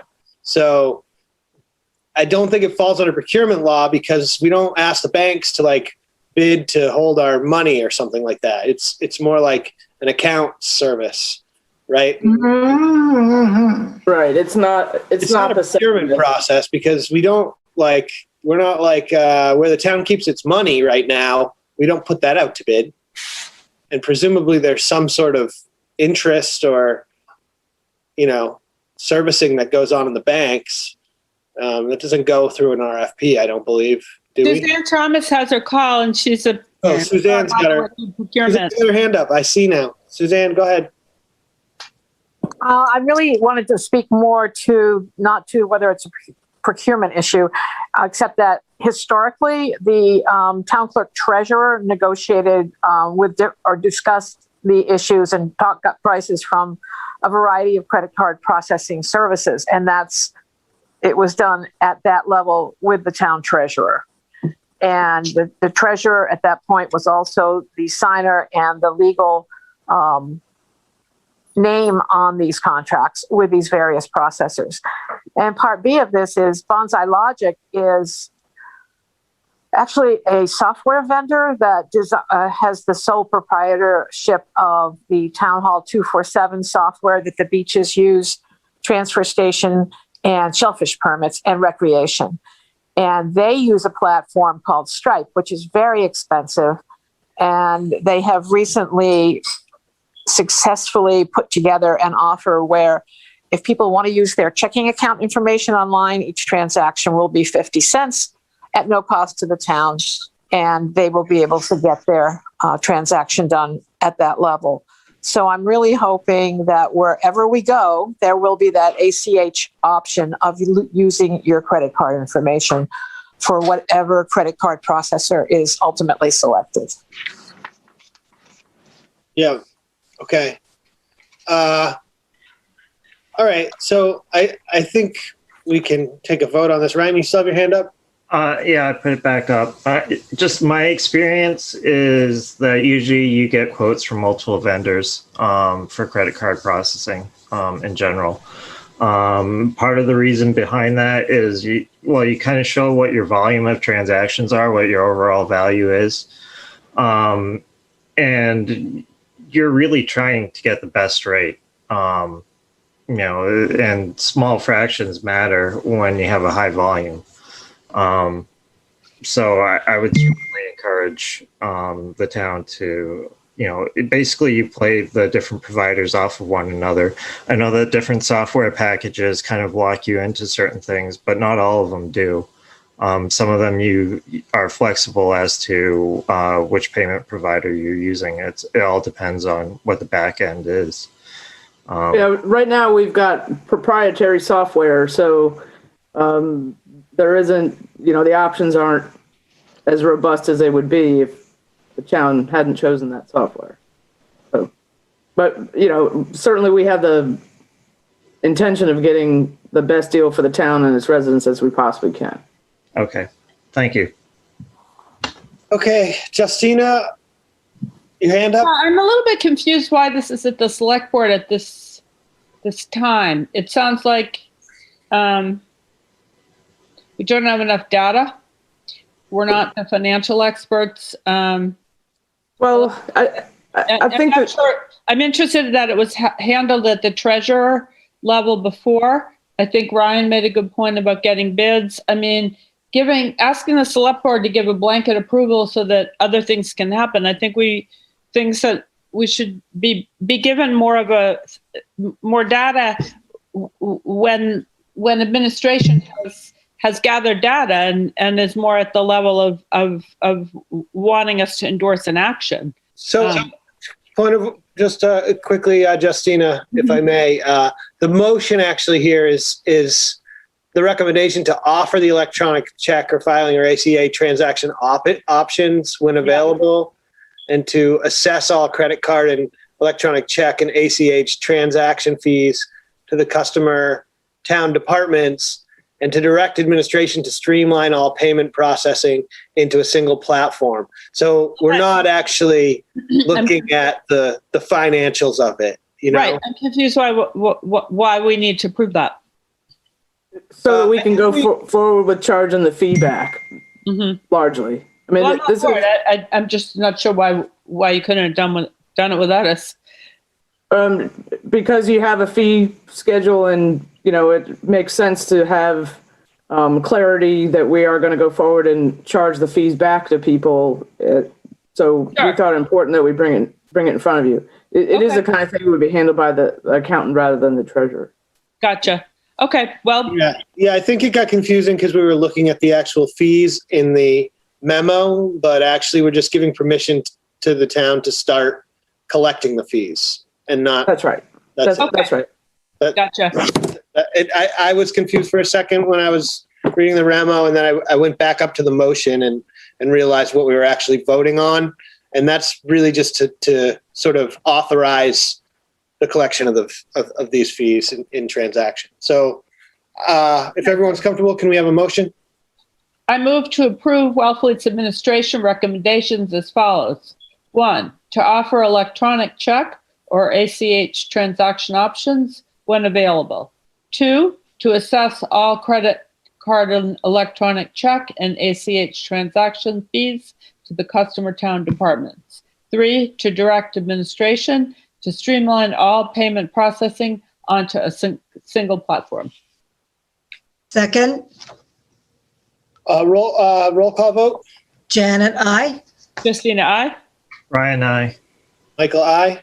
Helen, I. Motion carries 5-0. Okay, thank you. Great plan. Thank you. Okay, now we have the town accountant, Heather, and town administrator on the approval of Wellfleet's administration recommendation to accept and establish the 2021-22 master fee schedule.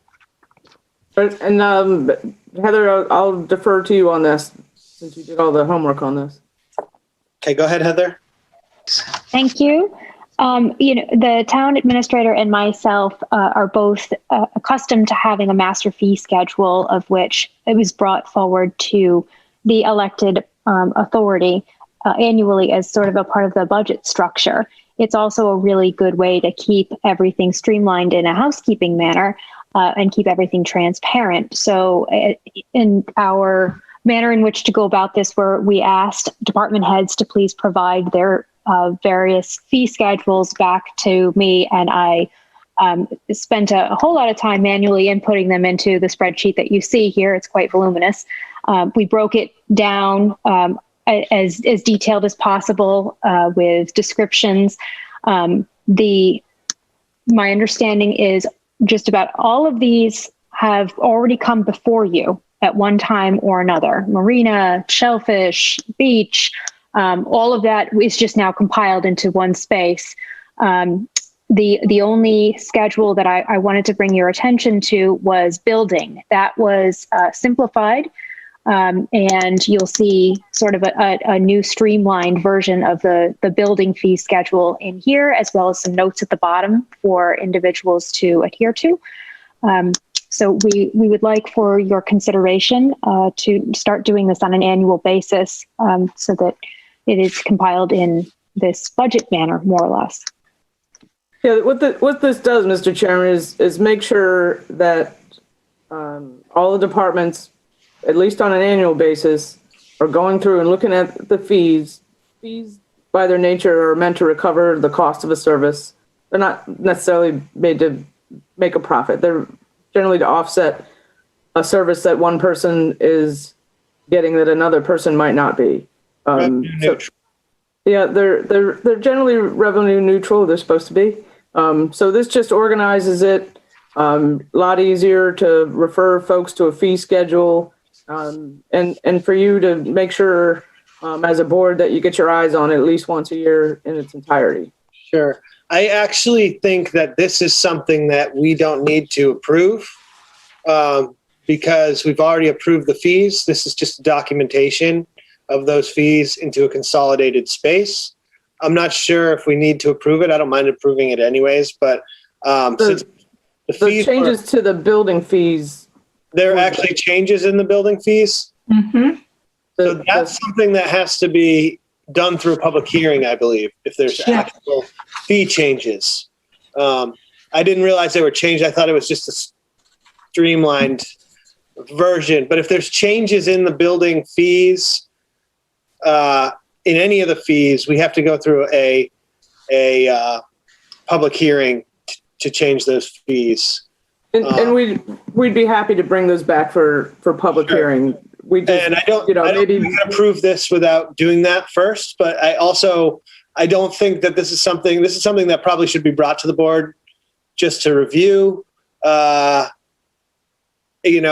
because we amend our fees on a department request level, this seems like more of a documentation of what's already been approved by the select board. So I don't think as a board we need to approve this compilation, but we do need to have a public hearing to change any of the fees. So I don't know how anybody else feels about that, but I think I'm right about that.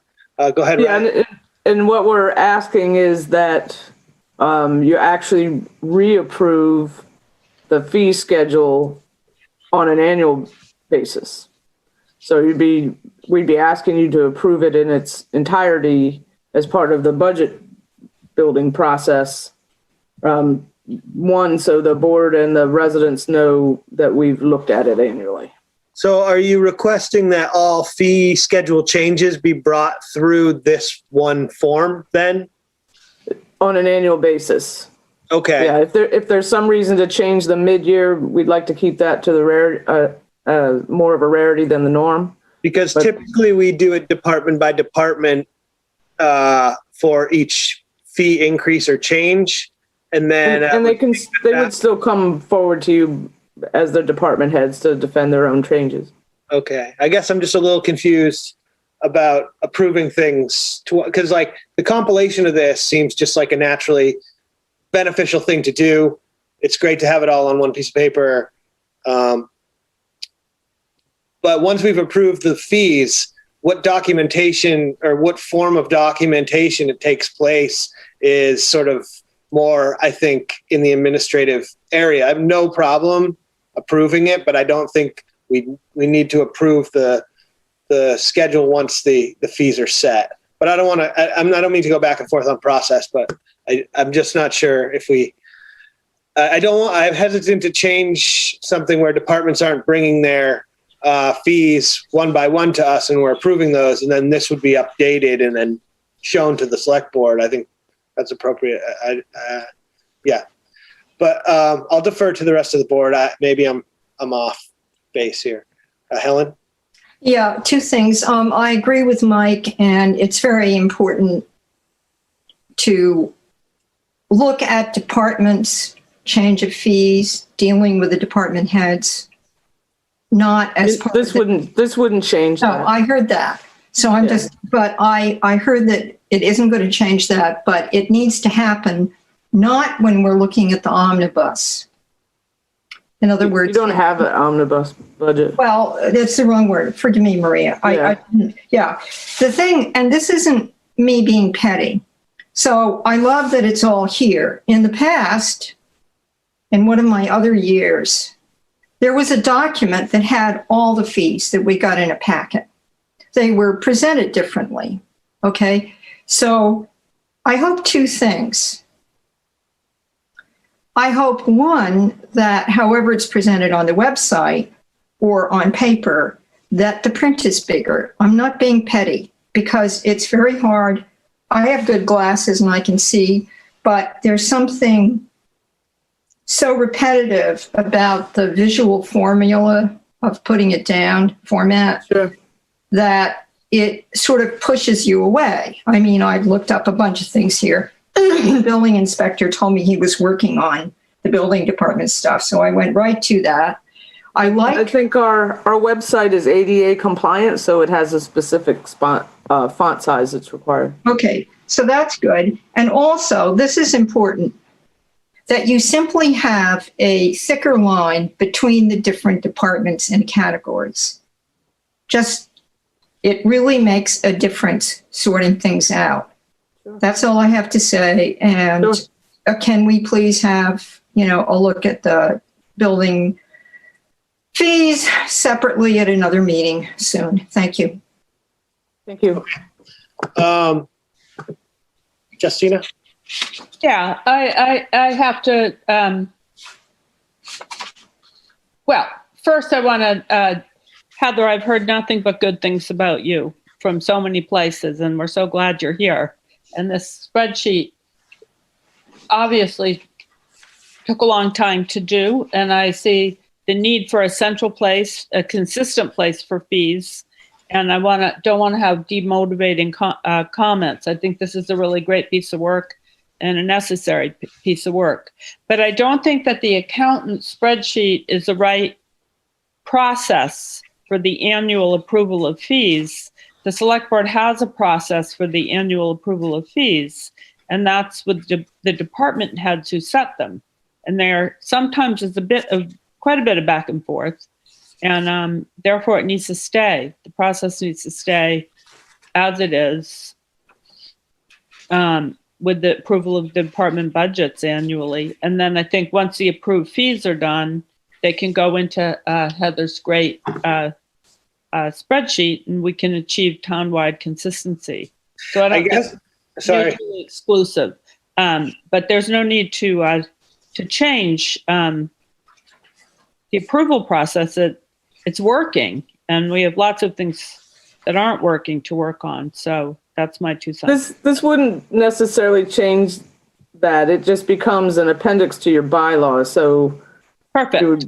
You're just annually saying, oh, I see. We're readopting the fee schedule as amended if it's amended by department heads or, however. Yeah. I see. This is being attached to our bylaws. See, that's what was left out of this conversation that I did not understand. And so yeah, it becomes an appendix at the very end. It's an appendix to our bylaws. And so when we do something like that, though, does that have to also be whenever we amend our bylaws in any way, that has to go through the town meeting process, Helen, right? So then it winds up having to be an article to do that. If that's what you want, that's fine. Well, I just don't think that we. It's a spreadsheet, Maria. It's just simpler. Yeah, well, I guess the thing is that if this is a fee schedule that we put on our website and we put out there in the world that exists, then you don't even need us at all. Because as long as we've set the fees, the administration can do this in any way that they want and compile the information and post it on the website, post it wherever they want. But to add it into the bylaws as an amendment, an appendix to the bylaws, I believe we have to go through the town warrant and the town meeting article and then amend that every year. So that could be a process. I mean, it's a lot more simplified if this just is set, by town administration and posted so that people have access to it without having to go through the town meeting process, I guess. Yeah, we can double check that for sure with. Yeah. Go ahead and double check. I believe any changes to bylaw wind up having to one of the many procedural kind of annoyances about everything is. We're trying to save you from yourself. No, we're trying to save you. You just don't need us, so then we don't have to spend a bunch of time taking up time, everyone else's time. Ryan, you've had your hand up for a while. I'm sorry. I missed that it was up there. Go ahead, Ryan. So, to echo some of what's been said, I am extremely uncomfortable with approving a master fee schedule where changes of this length, where changes can be made year over year without the oversight and notice to the public to weigh in on any fee changes. That's illegal anyway. Yeah. But if we're approving a fee schedule, it means that those fees are in place. Correct. Yeah. Which is problematic. And I don't know. Going through this, there's a couple fees that honestly I would like to revisit at some point soon. But I'm not going to go into it right now. I do not think that the select board should approve a master fee schedule and adopt a practice where changes to fees that are, I didn't even count how many fees there are. I mean, it's really easy to slip changes through that way, and then have, there's a reason why it's the fees schedule or changes to fees require a public hearing. There's a reason why that's a requirement. And I don't think that having a fee schedule like this that's approved to adjust fees every year is good practice, period. Well, it's a pretty standard practice, and it gets approved. Any changes to it, it's typically run through the same process as adopting a budget would be. It's not standard practice within. It is in Massachusetts or in Maryland. No, in Massachusetts, Connecticut. Yeah, it's pretty standard practice. Mike? Go ahead. Yeah. Yeah, so Ryan, what I'm picking up here is there are two separate issues. One is this board with departments has to look at any changes, and we do that. We just did it with a marina, we do it regularly. Sometimes we do it then, sometimes we do it later, but once a year, whatever's on the books at that time, and this is a good thing, should be updated, completely accurate, coming from any changes made during the year that just was, and at a time where anybody can look at it. There should be a publication that the public can get to.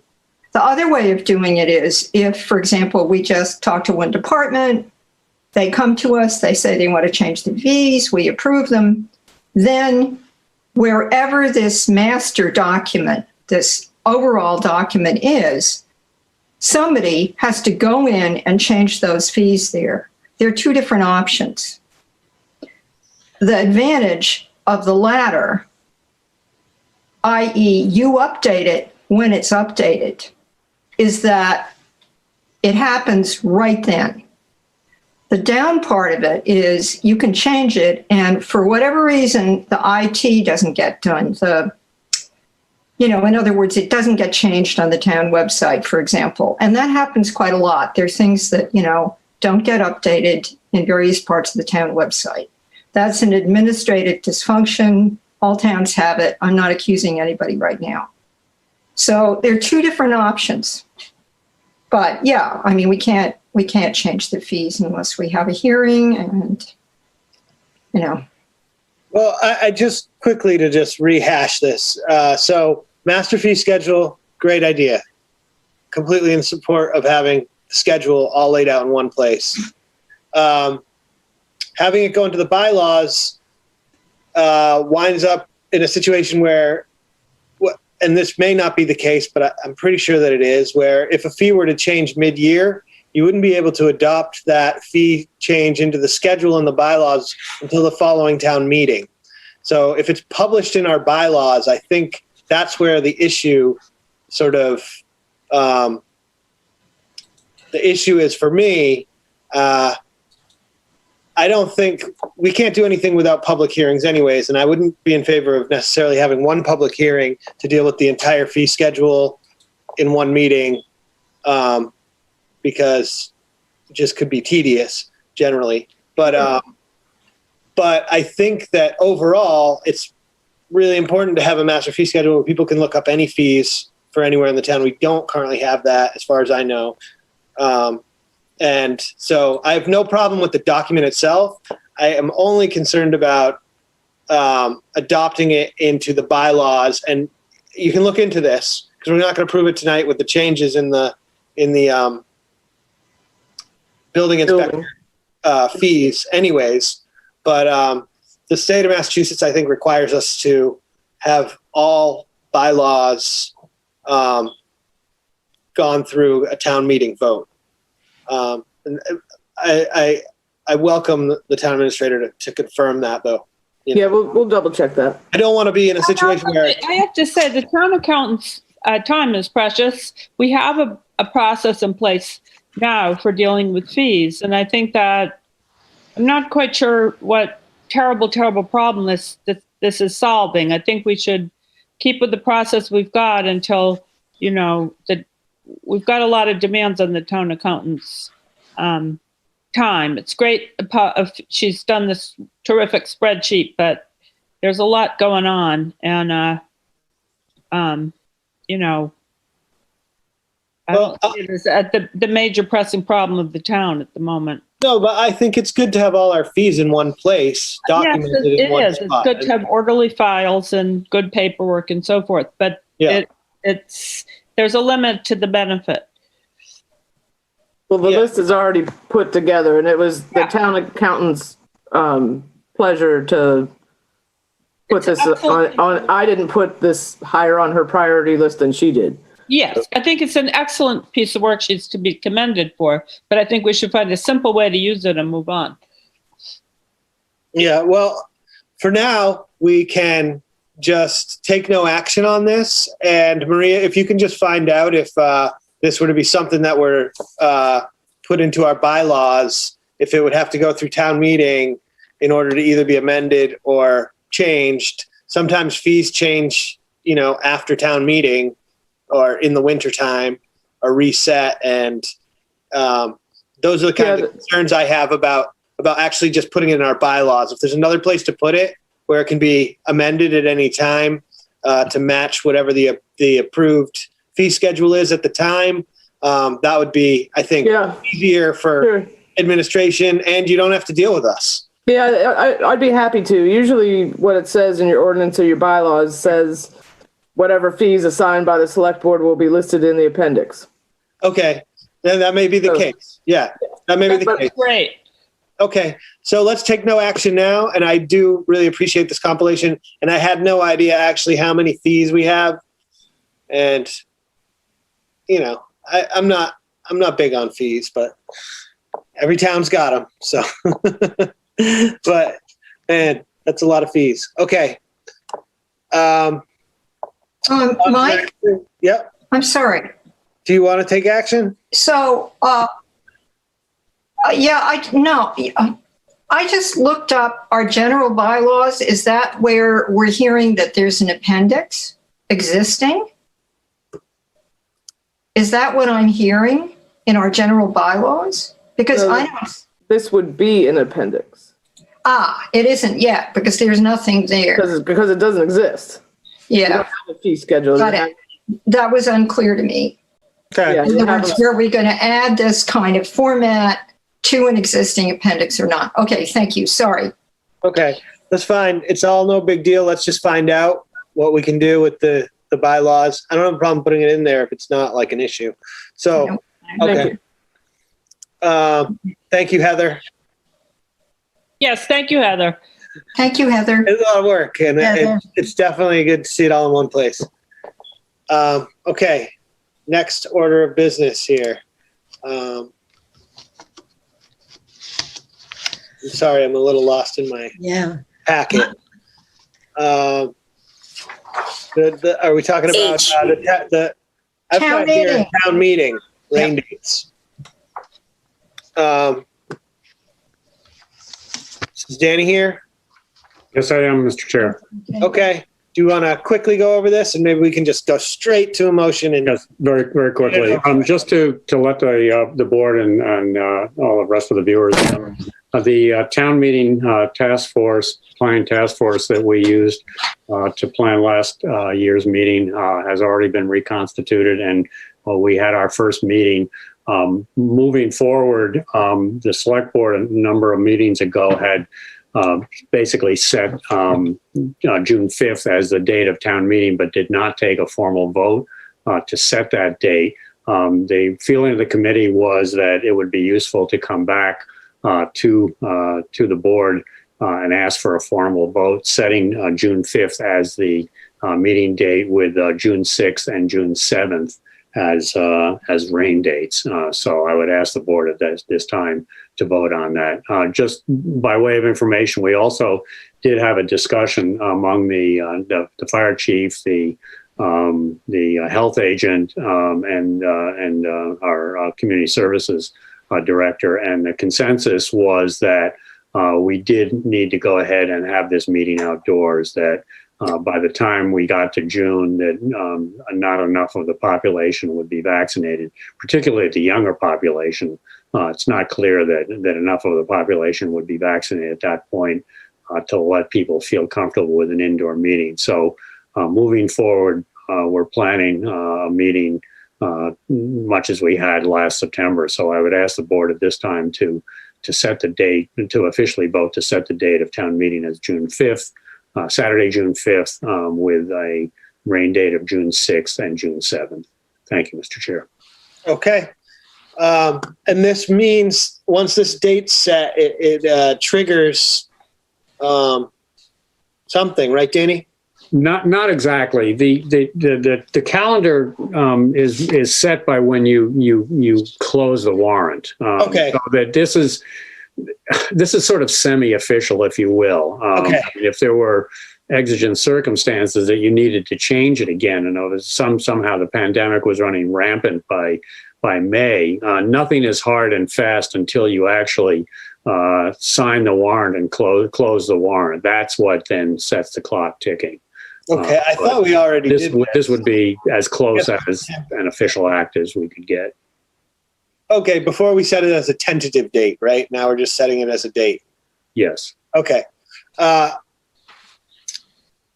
do you have your hand up? Yes, the really cool thing here is that we can also, if you all read what our town clerk sent us, we can also change the date of the town election, which means that we won't have some perhaps wonderful person who has been written in for the second select board seat sitting there at his or her first town meeting, completely with no background, unless, of course, they've been coming to all our meetings, which is unlikely, but maybe. And it's a more normal sequence of events, and I'm very grateful to the governor. So let's also vote on that tonight, and it's in the motion. Okay. Other things, however, are still on the calendar for the way they were, like turning in my papers for nomination had to happen exactly when it would in any year. Petitioned articles with our charter are submitted 60 days before our town meeting date. So that's flexible in relation to the town meeting date. So if you feel there's some deadline coming up, you're on a board or committee or whatever, check it out with the town clerk, because it's all kind of different for different things. Thank you. Okay, motion, Helen? A motion. Okay. I move to approve that Wellfleet's annual town meeting be held on Saturday, June 5th, 2021 at 10 a.m. with the rain dates of Sunday, June 6th, 2021 and Monday, June 7th, 2021. And vote to change Wellfleet's annual town election to Monday, June 14th, 2021, in accordance with recent amendments to the election laws. Second. Okay, a roll call vote, please. Janet, aye. Tina, aye. Brian, aye. Michael, aye. Helen, aye. Motion carries 5-0. Okay, and can we get a hard date on when our warrant needs to be closed to get to the printer? Chair, I can actually tell. I emailed them. They're going to get back to me with the date. Okay. Mr. Chair. Yep. Just based on past experience, it's usually roughly 5 to 6 weeks to give it time to be printed and mailed. That's been the experience in the past. Okay. That's what we worked on when we were planning the meeting for last year, that the warrant has to be closed in time to get it printed and mailed. And that's, I think the drop dead day would be about 5 weeks before, I think, to give yourself a little more time, roughly 6 weeks before. Okay, so we have a lot of work to do. Yes, you do. But you would have a lot of work to do even if the meeting were in April, so April 26th, so you have a little extra time now. Yeah. One other thing, Mr. Chair, if I could raise just one other issue. Last fall, under the state of emergency and under special legislation that was passed by the legislature, the town had the option to reduce the quorum, and the select board did choose to elect to take that option. The feeling being that there was concern that with people being leery of coming to town meeting, that having gone to all the effort to plan the meeting, we wanted to make sure that we could carry out our business. Having checked with a variety of sources, the state of emergency is still in effect, and I believe that option would still be available to the select board. There's no need to make that decision now. That can happen quite a bit closer to the meeting. There's no specific time frame when that has to happen. But I just wanted to make the board aware of the fact that as long as that state of emergency is still in effect, that is an option that remains open to the select board. It's not something that I'm recommending at this time. Okay, still an option though? I'm sorry, say that again. Still an option. It's still an option. Okay, thank you, Danny. Thank you very much. Okay, on to the next item here. We have Herring River. Herring River. Michael, Dale Rose had her hand up. I don't know if she. Oh, okay. I didn't see that. Dale Rail or Rowe. Where are you? Thank you. I am here. May coincides with the annual Herring River Run, and the Herring River. On. Is this on the agenda? What? Oh, you're talking about the Herring River. Okay. Yeah. Okay. So let me just introduce that, and then. Wait a second. Yeah. One second. I was just making sure it wasn't about the previous subject. Yeah. Me too. Okay. This is to discuss and possibly vote on proclaiming the month of May as Herring River Month. So go ahead, Dale, now. Sorry about that. Thank you. This is the third consecutive year that the Select Board in Wellfleet has declared May as Celebrate Herring River Month.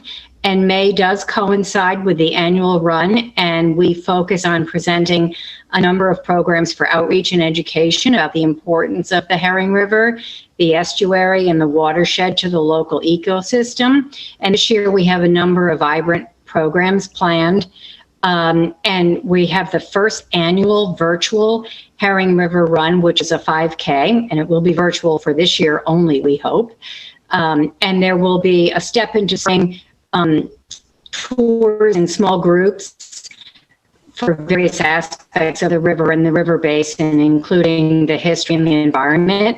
And we also have a program, Voices of the River, which is a call for poetry submissions. And these poems will be published in the monthly newsletter and also in the Wellfleet Library newsletter. So the Board of Friends of Herring River thanks you for continued interest and support, and I'm happy to answer any questions. Okay. Ryan, you got your hand up? Yep.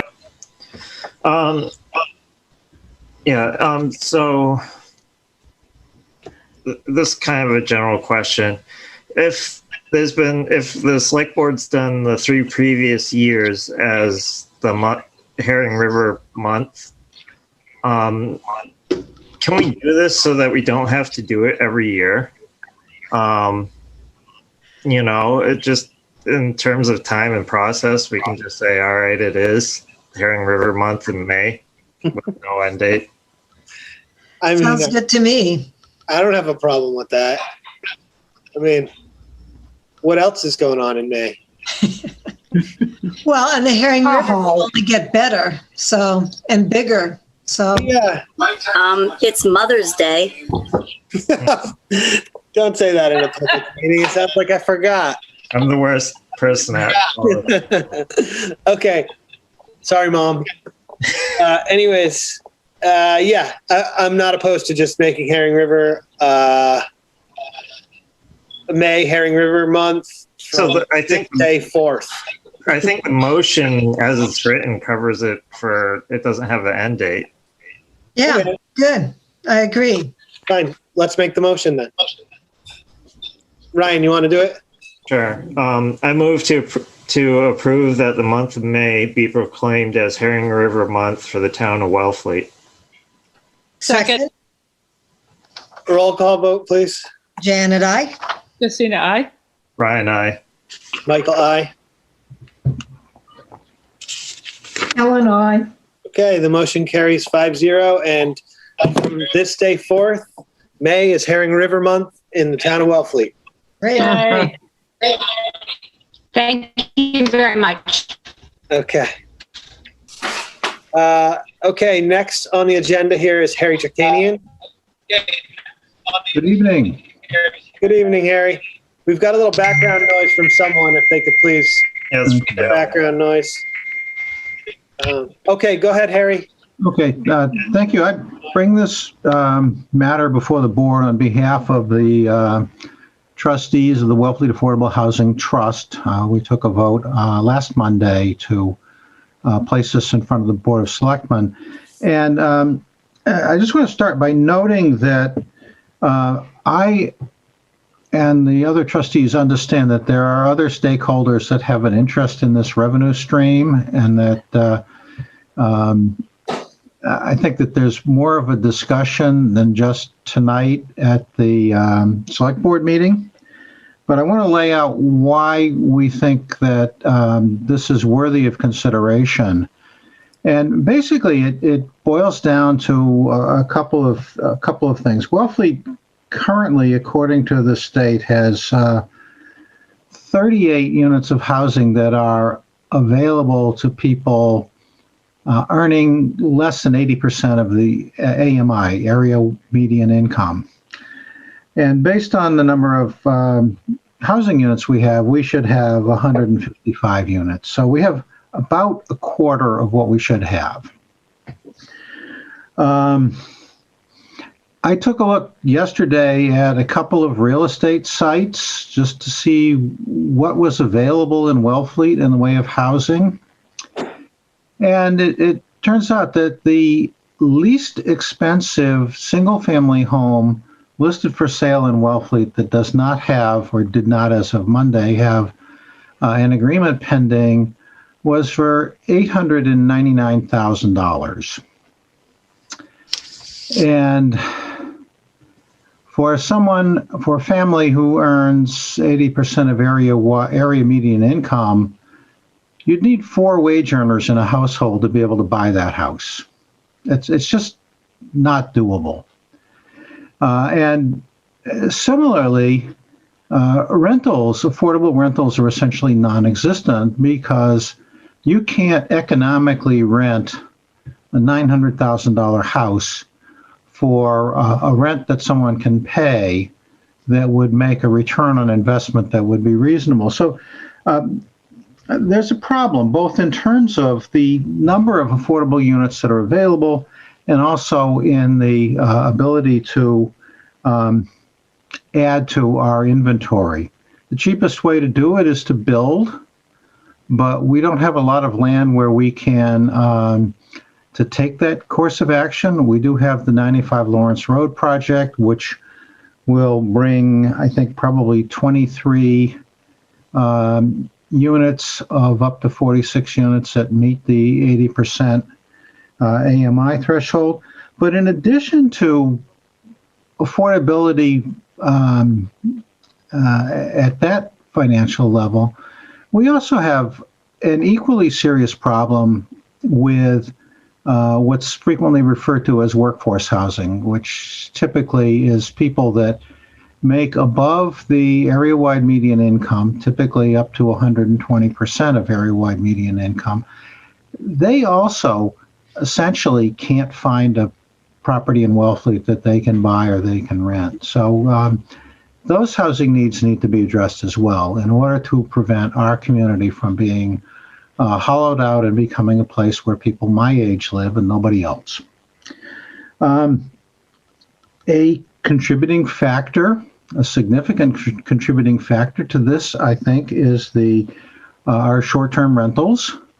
They present a property owner with an opportunity to generate more rental income by renting on a short-term basis than by renting year-round.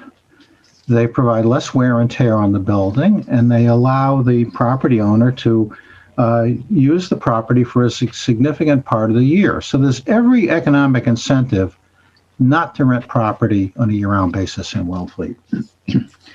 And the short-term rental tax is directly tied to the activity that drives, to a great degree, our shortage of affordable housing. And so it's a reasonable request that the town consider using a portion of that income stream to address the issue. I note that I took a look at the statute, and actually there are 5 separate taxes buried in there. There's a 2.75% tax that goes to the Cape Cod Water Protection Fund, against which this town as a member can draw for grants and loans for water protection. There's 5%, now 5.7%, that goes to the Commonwealth, and at least as far as the town of Wellfleet goes, just disappears. The town's allowed to assess up to 6%. I believe we assess a 4% local surtax, and that's consistent right now with our neighboring towns. Provincetown and Brewster both do 6%, but the other intervening towns all do 4% like Wellfleet. There's also an opportunity for up to a 3% local impact fee that a town can add. And there's also an opportunity to apply the short-term rental tax to owner-occupied 2- and 3-room bed and breakfasts, which I believe are currently exempt.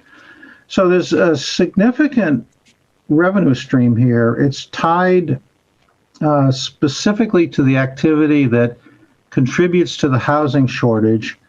So we wanted to start the discussion. And so trying to be respectful of the board's time and not burying you in statistics, that's the substance of what we want to talk about. Certainly, it can be an annual budget by budget decision, but it could also be a permanent or long-term commitment of this revenue stream to housing in much the same way we have done with things like beach stickers, ambulance fund, marina enterprise fund, water enterprise fund, now the shellfish revolving fund. We have in the past committed revenue streams to addressing the problems to which the revenue streams relate. So I'd like to begin the discussion. I'm not expecting the board to take a vote tonight, but there are other stakeholders out there, and we want to start talking about it because this is a problem that's hollowing out our community, and it's going to take significant dollars to fix it. It's not going to ever get fixed on the cheap. Thank you. Okay, first, Ryan, you had your hand up first. Go ahead. So I think this is a question through you for Maria or Heather, if she's still on. What was the year-to-date monies that have been taken in as for the short-term rental tax? Last year, are you asking, Ryan? Last fiscal year, we have the numbers for. It would be this fiscal year. Because this fiscal year starts in July 1st. Right. We would have to get back to you with that number. Okay. I know what the number is. It's approximately $500,000. I thought it was more than that, but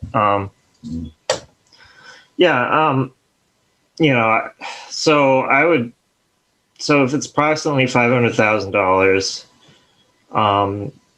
I would go. I'm up for bumping the rate up to 6%, which would add an additional $250,000 if it's $500,000. I think it's higher than that. I think it's like 800 and something. But we badly need housing. Period. It is really emptying out the town. I've known houses that have been bought as investment houses purely to rent them out in the summer. That's the only purpose of some of the houses in town, is purely as summer rentals. They're not available for year-round rentals, and they're not occupied year-round. The other thing is that, we're not going to get close to the numbers that we need anytime soon without a big change. I mean, 95 Lawrence Road gets us a lot. But if we don't have more than a certain amount being affordable, then the town is also subject to 40B developments, which override local zoning. And could have, we could have structures that are very unpopular with the town because we lack the housing required to meet the standards of the state. So I don't know if 80% is the right number to dedicate towards it. This is the first year that we have it. I'd almost prefer to portion it out this year and then revisit it next year. That's my thinking. Thank you. Janet has her hand up next. I'm trying to look what we're getting. I've thought of moving this up to 6%. I know that we are required to continue giving a certain amount towards water, which is really important. And the 6% that the state gets goes towards water, water also, be it infrastructure or whatever. So yes, I'm all for this. I also want to tell Mr. Turkanian, we've talked about having a transfer or increasing the transfer tax or excise tax on house sales. And that would be another source that I would like to see designated towards housing. And we may be getting more income from marijuana, which could be designated towards housing and that kind of stuff. So yeah, I'm all for raising the rate, and we can change it year by year, right? Well, that's up to how it's set. Go ahead, Harry. Yeah, I think we get to set the rate every year, don't we? I guess there are two or three little pieces here. The town can vote to change the rate of the local excise on short-term rentals. Right. Currently, it's 4%. It can go up to 6%. Then there is another avenue that could add an additional 3% on top of that. Water gets a separate piece of the pie. There's a separate 2.75% that's added to short-term rental taxes in Barnstable County that goes to the Cape Cod Water Protection Fund. Mm-hmm. That's in addition to the 5.7% the state gets and the 4% Wellfleet gets. So the gross tax right now is 12.45%, made up of those three things. Whether it's done on a year-by-year basis as part of the budget, or whether it's done by a vote of town meeting to basically allocate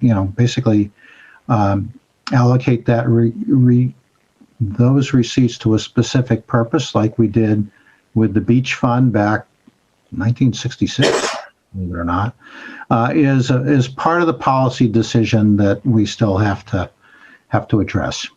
Thank you.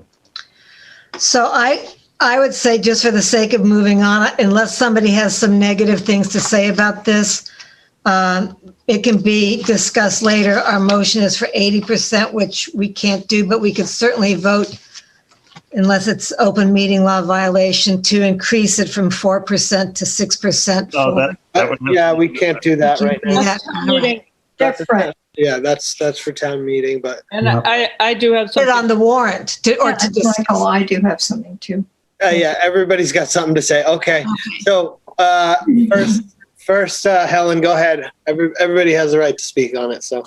Yeah, just to clarify, we're not talking about that. We're talking about looking at the motion, and if I understood Harry, what are we waiting for? 80%? Right. Of Wellfleet's receipts from the tax on short-term rentals? Of course it should go into this housing. The other 20% we can use for other things. And the only thing I need to know is, oh, wait, here's my point that nobody's made. So housing projects unroll in a kind of slow way very often. And housing, instead of deciding on this year to year, I think that we should commit to this happening so that the people that are looking at developing housing in all the different ways that it can be done, rental, help with rental assistance, buy downs, helping people have septic systems if they qualify, financially for that. And by the way, there's a side benefit for that because we're looking down the barrels of the 208 plan. So it would behoove us to commit to 80% in a long term so that the housing people, and Harry is on this trust, which is going to be the great collector of all these funds, can make plans with some sense of what might be coming in, not a year-to-year thing. Oh, were we going to get that or not? Yeah. Thank you. Okay, thank you. Justina? Yeah, I'll keep it brief. I'm fine with this, but unless we address zoning, we won't address our housing problem. You just can't. I'm a small-scale entrepreneur. I could create housing units. I think a point of order, Justine, I don't think we can go into that. That's just saying we can throw money at it, but you got to really look at the root causes too. Sure. I just don't want to stray from the topic off into affordable housing, and zoning is part of affordable housing. Yeah, I suppose you're right. I just the actual agenda item, I think, is I just don't want to violate open meeting law. That's all. Well, it's part of my response to Harry's. Okay, fair enough. I'm sorry to cut you off. I think it's okay. It's just to discuss it. I think it's really the elephant in the room to me is that we want to preserve a certain character of Wellfleet, but we're going to butt up against zoning, and that's all I have to say. Okay, and I will just speak. I'm also on this housing trust, so I just want to disclose that. I actually think that 100% of the receipts should go to the housing trust. There's very little funding mechanisms for workforce housing. There's not state aid or state grants. There's very little revenue sources that you can tap. This isn't something that can be done through property tax increases without some type of legislation to designate money. And we do that through the buy down program. This is a revenue stream that is solely responsible. I won't say solely responsible, but prominently responsible for our housing crisis. The short-term rental impact to the community, and it has benefits as well, but it's most detrimental to our housing inventory and the ability for people to live here. And so there's funding set aside for the wastewater and water protection fund that's dedicated, that's already built in. And this new funding revenue source that has never actually been received by the town until last year belongs in it belongs in the area that it is causing a detriment to, if that makes sense. So it's directly correlated. So my motion personally would be to request that 100% of Wellfleet's receipts from the tax go to that. I just think that coming down the road, this trust has the ability to purchase property. It has the ability to support a bunch of different programs. It cannot use funding that is dedicated to affordable housing with a capital A to meet any of the demands for workforce housing in this town. And there's various different ways to address those issues. None of them are perfect, but if we expect this town to remain a village of a community of people, we have to take sort of dramatic steps to try and retain what we have now. And honestly, it's, probably 2 decades late to really have as meaningful of an impact as it could have at that time. But we're here now, and there's new revenue, untapped revenue source. And our neighboring towns, I've spoken to a select board member in Eastham. They're also considering raising the rate to 6% as well. Let's be honest, these tax rates are not keeping people from coming here. I mean, we are 90% booked this year, and the issue of investment property and all the economic incentive to rent on a short-term basis is the driver. So in my opinion, 100% of this revenue, and there'll be marijuana revenue that I think should probably go towards other things because it's not a cause of our housing crisis, but this is. And so therefore, things like wastewater, those can be addressed through property taxes. Housing things like this cannot. So that's my prerogative, and I just put that out there. Mike? Yep. Yeah, a couple things. I'm looking at this 80%, which is a number that came from a bunch of people on this trust who thought about it very carefully. Sure. As I said, wastewater is an issue for people with less money that want to perhaps have a buy down, or a property owner who wants to have, we hope, an accessory dwelling unit. I've just spent weeks working on that with a bunch of other people, a new bylaw. But where I'm going with this is, don't forget, one of the things we need to do here is keep taxes down. And having 20% of whatever comes in be able to go into the general fund helps with that. And how many times have I been around when something comes up and, the finance group has to figure out, including the TA, of course, has to figure out how to cover it.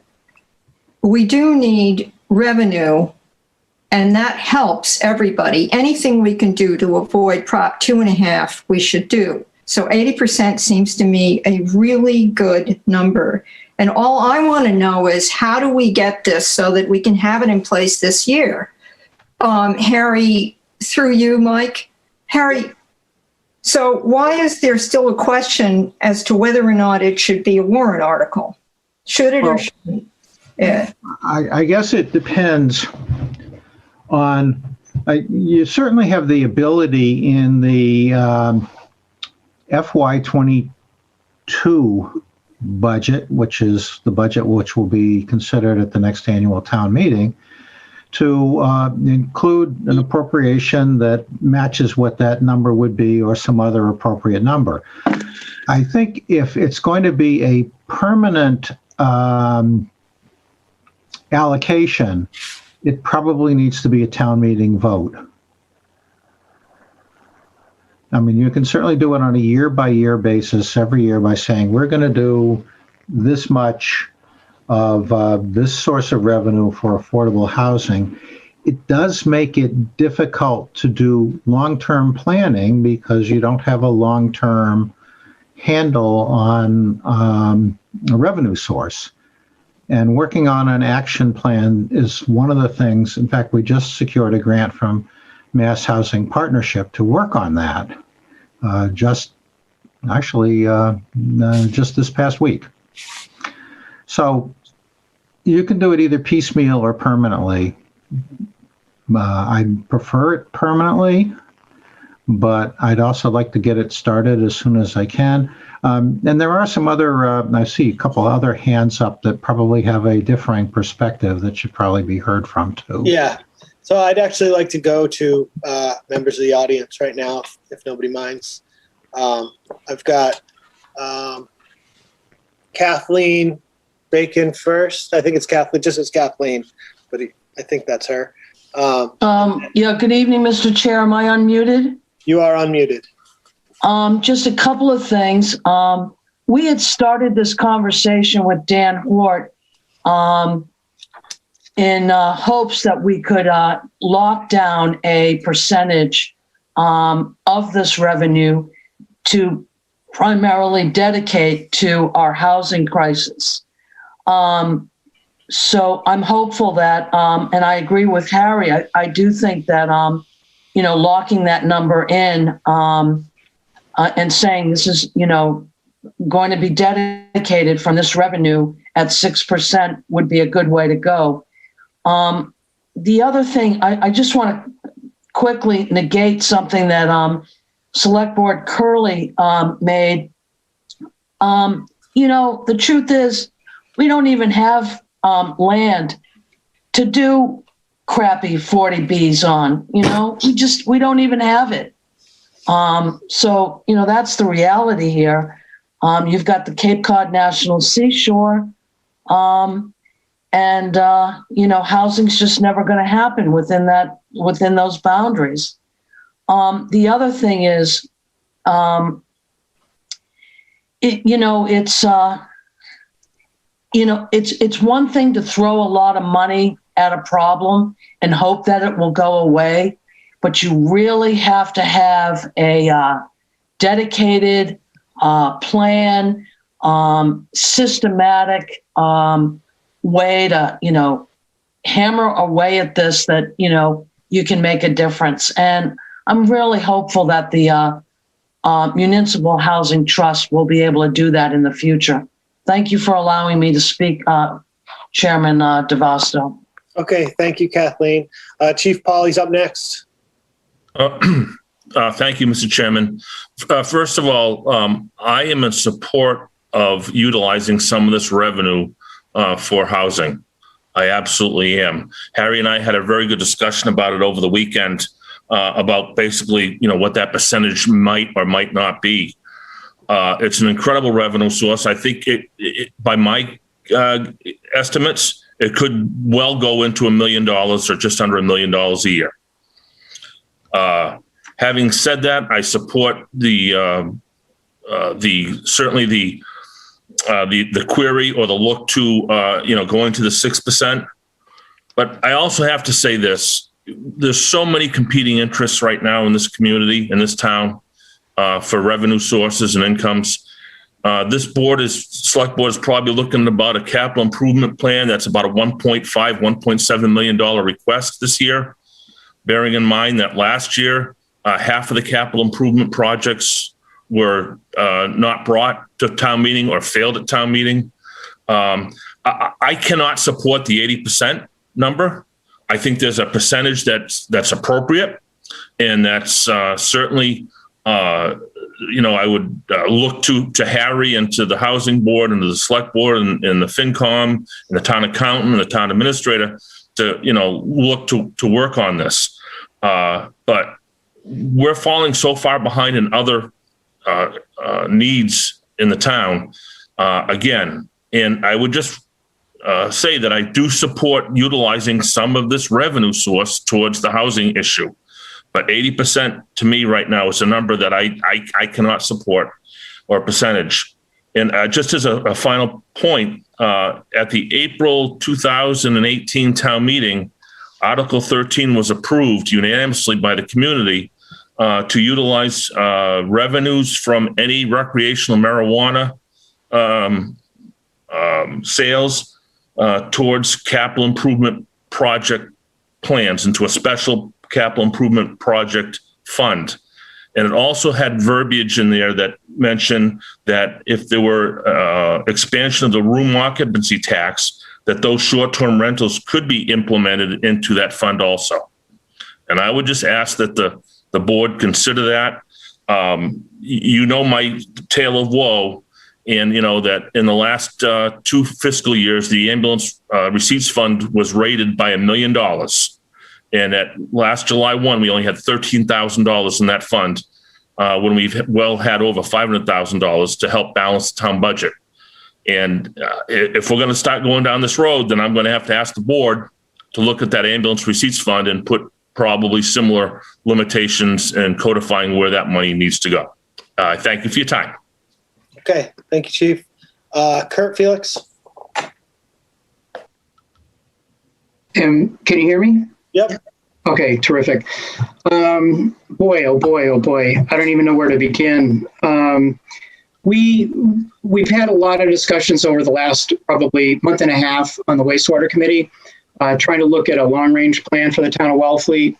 And our consultant, has presented some information recently that looks like wastewater, if we were to do a sewer system in the town of Wellfleet, could amount to about $190 million.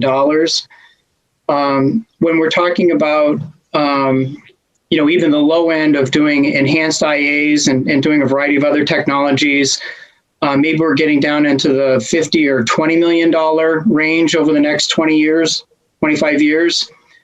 What I was hoping we could do is, have a more robust discussion around this particular topic, because first of all, there is no funding. There's no funding that's dedicated to wastewater at this time. The trust was originally the legislation that created the short-term rentals tax was originally set up for wastewater as a way to provide wastewater funding to the towns.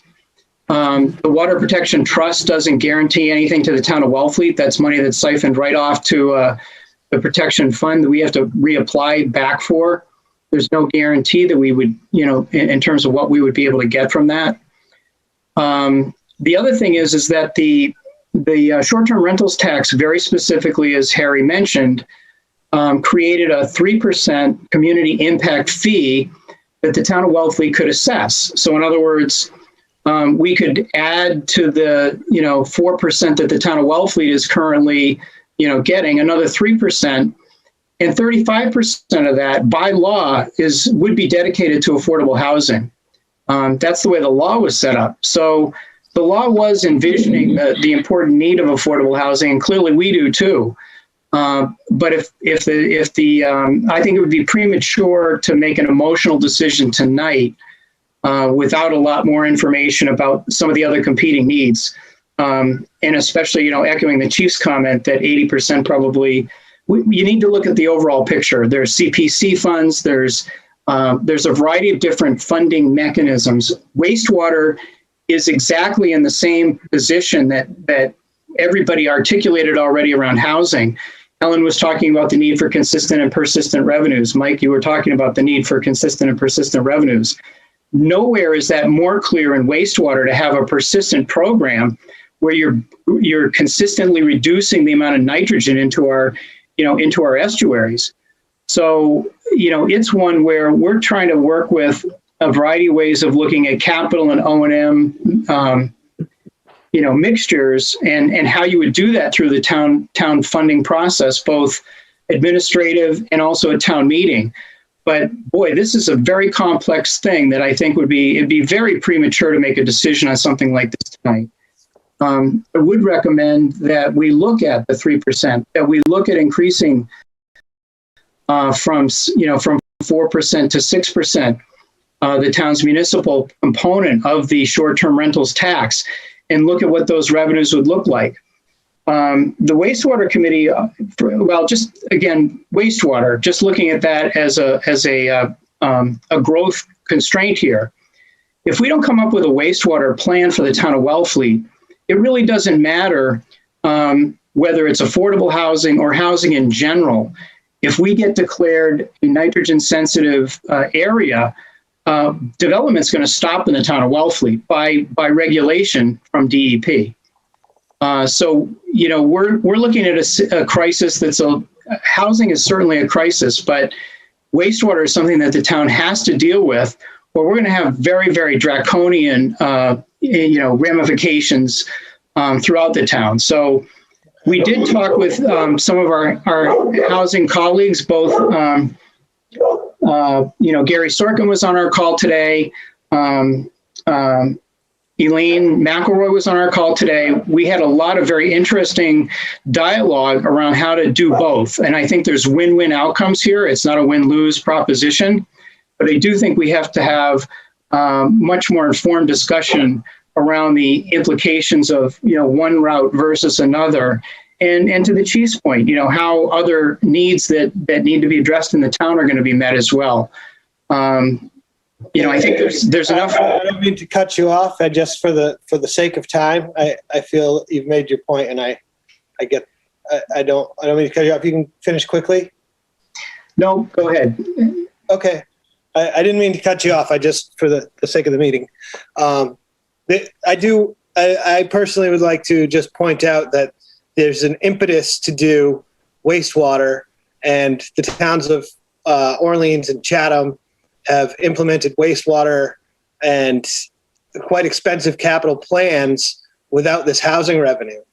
And the thing is, it has to get done. The problem with housing is that it doesn't, right? Like, there's not the same impetus, there's not the same drive, and it can't be tied to, like, particularly workforce housing and those types of issues can't be tied to other things. We could wind up quickly hollowing out the community with a wastewater plan, but not having housing. There are other revenue streams that are coming, and, take what you will. It probably won't be 100%, but to me, it's quite clear that this new revenue stream is the primary driver of our housing crisis, which is one of the largest crises we face on the Outer Cape. And I know that other towns are considering doing something similar. So I know everybody wants a piece of this funding stream, this revenue stream, but to me, it seems to be clear that it should be directed at what it's causing to offset its actual impact. And the law, to Kurt's point, was drawn up with a sort of section that could be mandatorily put towards a housing, affordable, capital A, affordable housing, but it also allows municipalities to dedicate that funding to wherever it wants. So clearly, like, I'm just one individual on this board, and I also am on the trust, but I've made my thoughts clear about it, and I think that there's other ways to fund wastewater, and this is sort of the easy one. But when it comes to housing, there's nothing easy about it, and there's not the same impetus. Like, the state's not going to come and shut down stuff or give the town broad sort of. There's not a lot of sticks involved if you don't fund housing. If you don't fund wastewater, there are. So I'll just say that, and I'll leave it at that. Ryan, you've got your hand up? Yep. So this is kind of where I am right now. I like to see hard figures. Even if, like, we apportion 100%, I want a hard figure as to what that is. And I don't know, this is a question for administration. So the short-term rental tax has been collected since 2000, fiscal year 2019 to 2020, correct? Yes. Okay. And the monies that were collected for that, were they apportioned to anybody or anything? No. Well, excuse me, but there is 2.75 this is a state tax. It's not No. I'm not talking about the percentage. I'm talking about the monies that were already collected by the town for the short-term rental tax. The municipal tax just went into the general fund. Okay. And was it used to balance town finances, or is that money still there?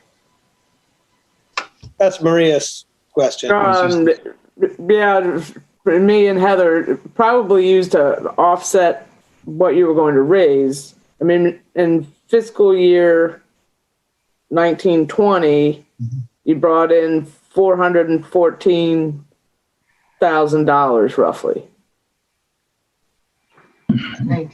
Okay, so and have you finished going through the town finances?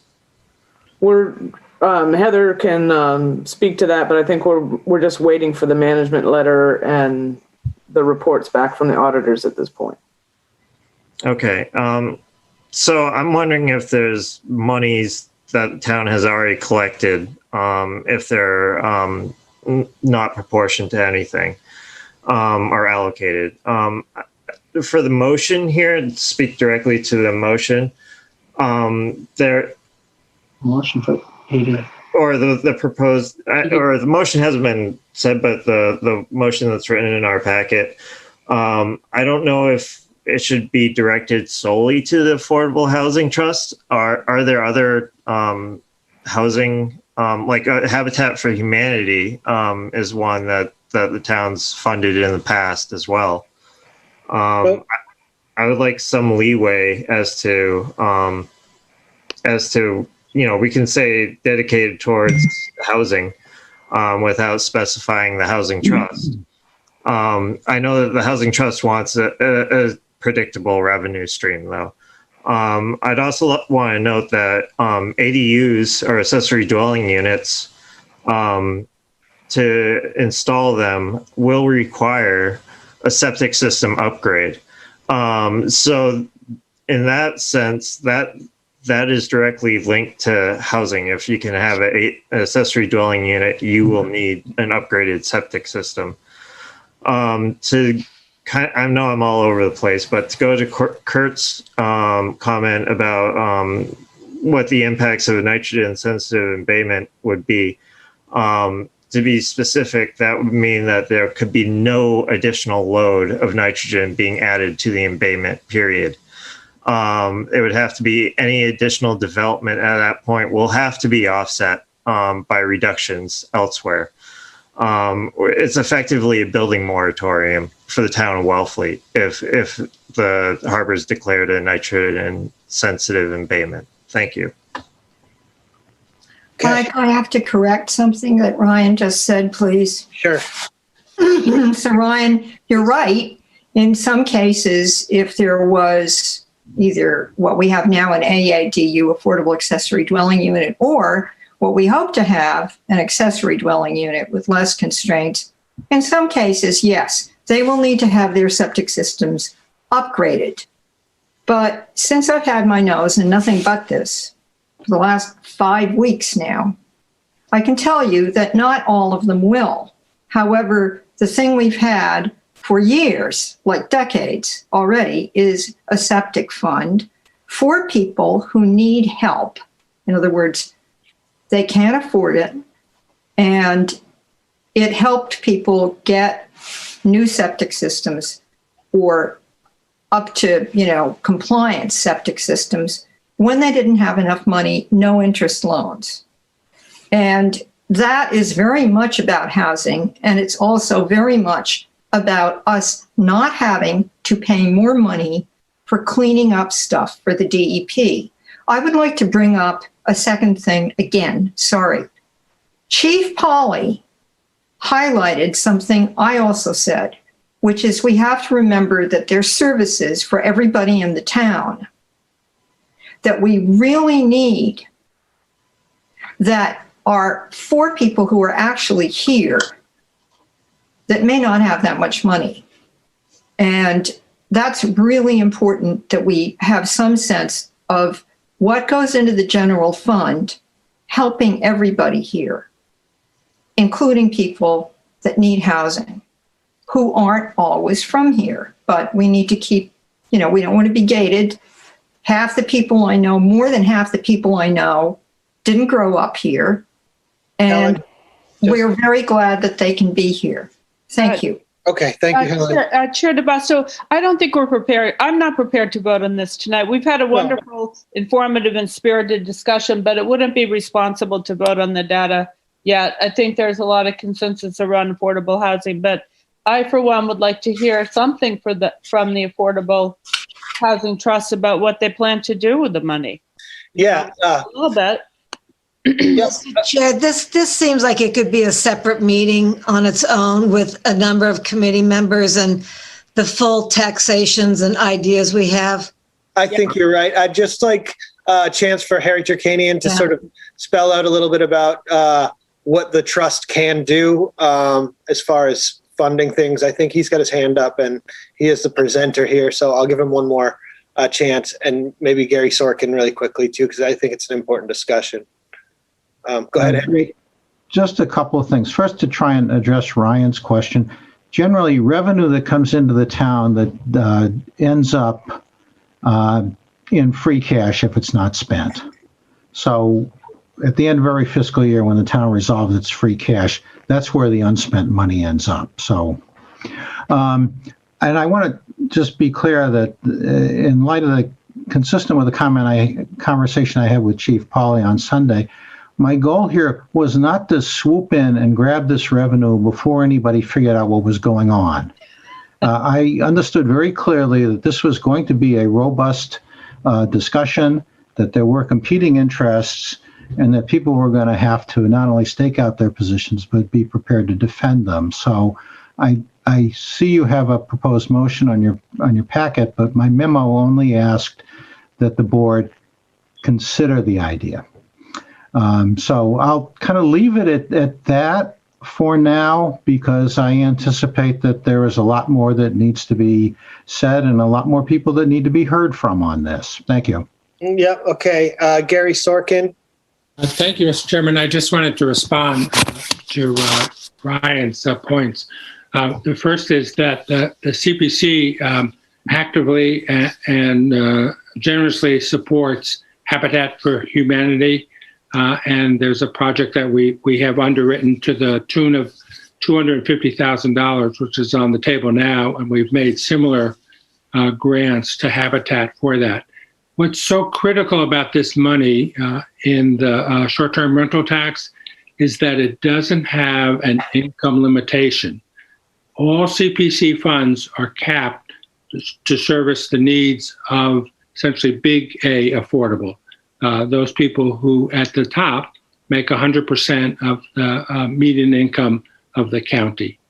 What that often does is it excludes many people in town who work but can't afford to either rent or buy in town for all the reasons that Harry and others have spoken about. But specifically, if you ask about specific programs that we are targeting, shell fishermen with grants have to live in the town. I think you all know that the pressure is on both for ownership, and many of the homes that they did rent are being bought by other people and changed away from rentals. So one of the things that we could do with this money, since it doesn't have an income limit, is to service the needs of the local shellfish community, which are really at the border of workforce housing. Thank you. Okay, so I think this really, I personally, is Janet's right. This is a whole nother meeting, but I'm glad it's come before the board tonight, and we've had a robust discussion. And I think ultimately this is something that should go to the voters of the town of Wellfleet. I mean, I think that that would be the most appropriate way to deal with this. But I think, obviously it's got to have the select board's support. Can I ask you a quick question, Michael? Yep. With Mr. Turkanian, are there dates that we have to have the percentage increased by, or does this have to be on town meeting? Because I know that when do we have to get all this done by? I believe that any change in the percentage the town collects has to be by a town meeting vote, so it has to go on a warrant. All right. Okay, thank you. And the allocation would not necessarily have to go on this warrant, but there could still be an allocation to the trust through the budget process directed by the select board for this year. If that didn't happen, if we didn't get a warrant article about this specific subject of whatever the percentage is for this current year, the select board could earmark that money to the trust just as a board, and it would have to do that every year, I believe. So ultimately, I think, it maybe should go to the town, but if we can't get there, I'd like to see the board at least allocate some funding to the trust. Chairman, if I may. Yep. Couple of things. I think there's three issues here. One is whether the town, which it would need to do by town meeting vote, whether the town wants to increase the municipal portion from 4% to 6%. That has to be. Excuse me? That has to be on the warrant. Correct. Yeah, that's what I'm saying. Yeah. That would have to be on the warrant. Whether the town would like to impose or, take advantage of the community impact fee of an additional 3%, that would have to be on the warrant. Yes. That 3%, 35% would automatically be dedicated to affordable housing. Capital A, affordable housing. So there's those questions, and then the third question is, of the amounts being brought into town, how do you want to apportion them to various needs, whether that's the general fund, whether it's housing, or whether it's other needs. So I think, I'm just trying to be clear on exactly what the questions are, because they're a little bit different. Some have to go before town meeting. And I think the apportionment thing would, as Harry alluded to earlier, would also have to go before town meeting. Well, no, if we apportioned it on a yearly basis earmarked by the select board, that could go on an annual basis into a fund. If the select board chose to, it could be directed a certain way. But in order to have it a permanent thing, it would have to go before town meeting. I'm going to move on from this conversation, if that's all right. I just have to really quick. Okay, you got Ryan, a quick comment? Go ahead. So one of the things that's on the town's plate right now is funding the septic treatment system for 95 Lawrence Road. And we need to figure out a funding source for that as well. I hope it's a Prop 2.5, but if it doesn't, we have a 2-year clock that's ticking as of June that we have to implement a septic sewage treatment system for that site. So I would just like to note that, and that's all. Okay. Harry, can the trust spend on infrastructure related to housing as well? I think the statute says to construct and preserve, if memory serves me. We are looking at expanding that to include the word support, which might provide a little flexibility. But that's one of the reasons why the request wasn't for 100%, was because we acknowledge that housing requires infrastructure, and that sometimes that comes from state grants and sometimes that's self-funded by the town. So I guess that's not really an answer to your question, but it's the best I can do at this hour. Okay. Well, thank you, Harry, and thank you to everyone who participated in this. I think it was a good discussion and one to be continued. Okay. On to the next subject. Sorry, my thing is not fully printed. The Wellfleet well line. Provincetown Pier. Provincetown Pier. Okay, sorry about that. Yep. Go ahead, Ryan. Do I have to present it? I wrote a letter. I mean, I'm perfectly fine. I read the letter. I'd be happy to sign this letter. Me too. Okay, can we go through and see if everybody else is like that? Straw poll? Fine. I'm ready to make a motion. Okay, let's make a motion. I move to approve and send a letter as written dated March 23rd, 2021 to the Provincetown Select Board and the Provincetown Public Peer Corporation. Helen, second. Roll call vote. Janet, I. Tina, aye. Ryan, I. Aye. Helen, I. And thank you, Ryan, for drafting this. It's a good letter. Yeah. Thank you, Ryan. Yeah, I cribbed some of it from Churro. I know. Not all of it. Okay, well, I appreciate it. Okay, now we have a desired action to approve the gifting of beach and transfer stickers to the year-round Wellfleet Marketplace employees in gratitude for their hard work and dedication during the past year. I'm going to call on Suzanne, but I'm just going to make a brief statement first that I would like to thank on behalf of myself, and I'm sure I can speak on behalf of the board, the employees of the Wellfleet Marketplace, and also all of our frontline service workers that have really done the community a great service during this pandemic that's ongoing, and put themselves, on the front line to earn sometimes not enough pay for what they've had to endure. And so I think the community is thankful as a whole, and I certainly am, and particularly of the Wellfleet Marketplace. I think that approving or gifting beach and transfer stickers to one business establishment's employees is problematic, kind of a can of worms in a way, because first of all, some people are not residents of the town of Wellfleet, and also that there's other businesses whose employees have worked on the front line, mechanics, gas station attendants, Cumberland Farms employees, Dunkin' Donuts. Dunkin' Donuts. Post office. Yeah, exactly. We can go down the list. And so as much as I appreciate the notion of it, I think it's best suited to,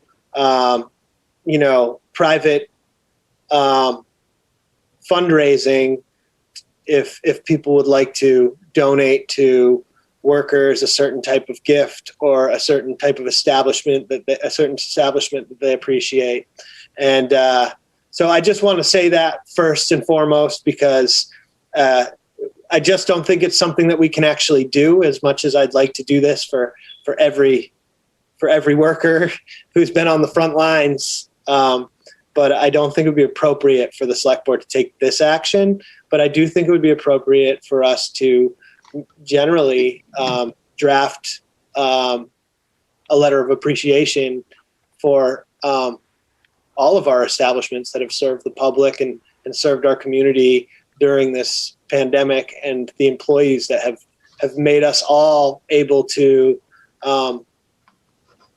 get food and groceries and gas and our vehicles fixed, and interact with the public in general, and make us a destination that people flock to and will continue to flock to, despite there being a global pandemic. So that's all I'm going to say. I know Suzanne had her hand up, but she put it down, I think, because I probably said what she was going to say. Ryan? Suzanne, you want to speak? No, I was going to say pretty much, and you said it very well. So thank you, Michael. Okay. Ryan Curley? You covered a lot of where my thinking. I mean, my little brother is a cashier at Stop and Shop right now. My thinking is that I don't know if we could or not, but could we consider extending residential rates to essential workers within the town of Wellfleet? I don't know. It's not our purview. No, it is, because we set the rates for the beach stickers. Well, let Suzanne talk on this. Yeah, I think it's kind of complicated, but Suzanne, go ahead. I'm sorry, Ryan, could you repeat what you said? I was not paying attention. Could we extend residential rates to non-residential essential workers who are working within the town of Wellfleet? Well, we could, as long as there was a process for, I mean, with your permission, obviously, had to have a hearing to change the regulations, which we do pretty regularly. And then there would be have to a process by which they would verify that they actually work within the town of Wellfleet during the pandemic. I'm not sure that that would look like, but that makes sense to me. So I would like to do that. We do have residential rates for town employees who don't live within the town.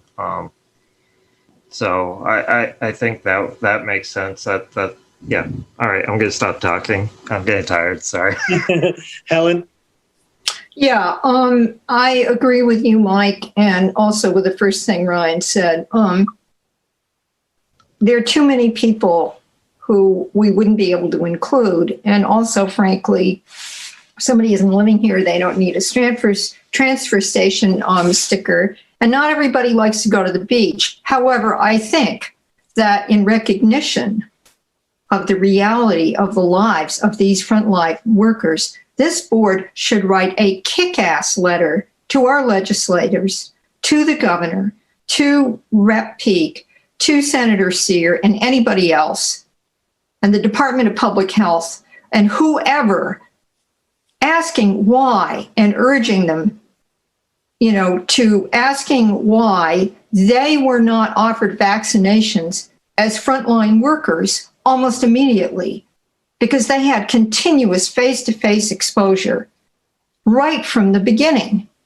And there's something very wrong with this. And they're still, if they're young, they're still way down the list. There's something wrong with it. Kick-ass letter. I don't want to draft it.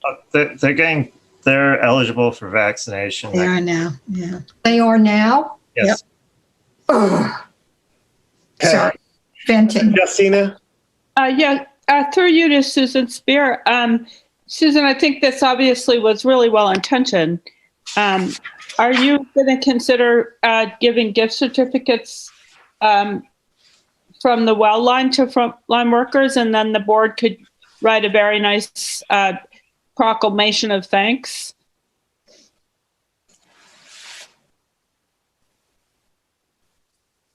I don't know if you're still here.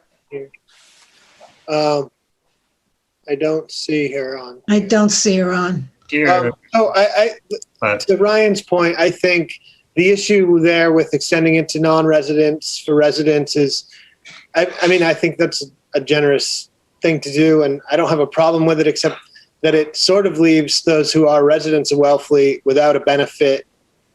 Like, I think it's a little bit. And those without a car. Huh? And those without a car. They don't all have cars. Yeah, sure. But I'm just, I guess, speaking for like someone who's a resident, and like the town's offering a benefit to non-residents and not offering any special benefit to a resident. I just think it's a little bit problematic, and it's not really I think it's $100 gift kind of a little bit. Yeah, I think it's a difficult thing to do as a board, to direct funding at one group of people or direct a benefit to one group of people and not another group of people. I just, in the sense of fairness, I think I don't see how we can actually make this actionable in a fair way as town officials. I don't know. Maybe there is, but I don't think so. But I do think that we can, as a board, recognize everything that I had previously said. I'm not going to repeat it. I don't have the bandwidth anymore. Susan Spear's back on here. She's got her hand up. I'll let her speak. Go ahead, Susan.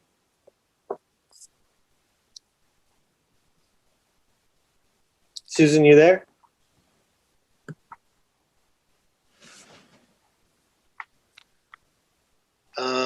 We can't hear you if you're speaking. Seems like there's a microphone issue. Okay. I'll give her another second. No. Okay. I think I just have to move on from this subject at this point. Susan, if you can hear us, if you'd like to write to the board and express your opinion, we'd be happy to hear from you. Okay.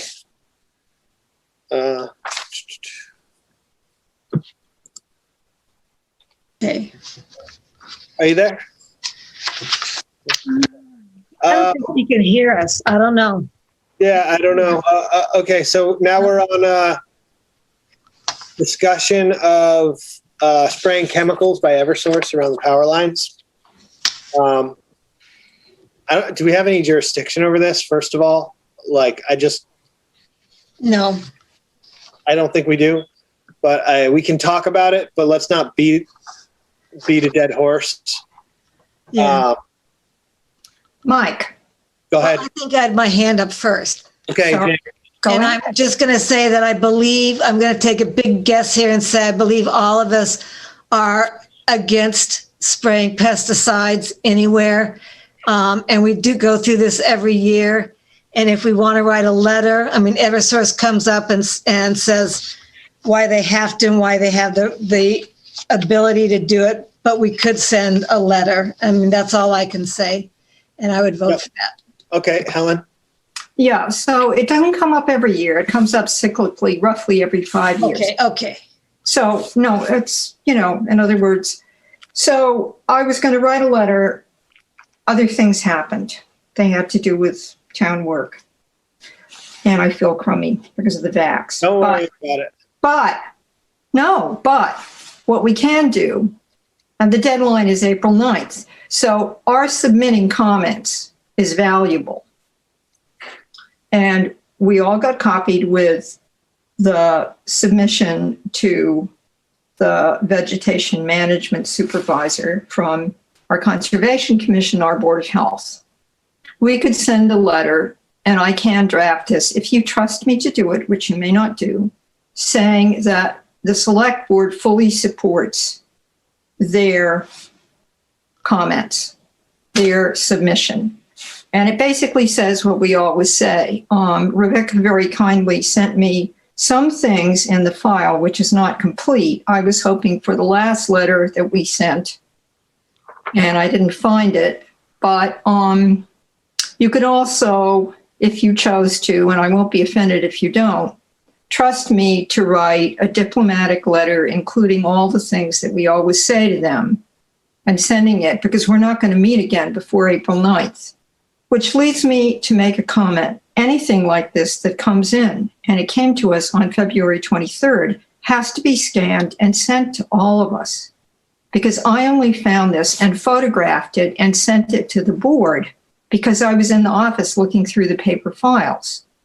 So that's me being snippy, but we could have had this even on our last meeting. Okay. Helen, I would be perfectly fine with you drafting it personally. Ryan, go ahead. I don't know.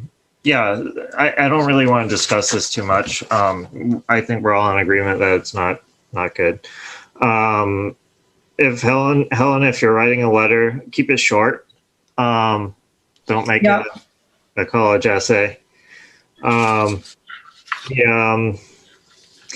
If this came in February 3rd, this seems to be a continued problem. 23rd. Okay, so it seems like it keeps happening. So we really need to make sure that letters coming into the Select Board do get scanned and sent to the board. Thank you. That's all. Okay. I need to say one more thing, Mike.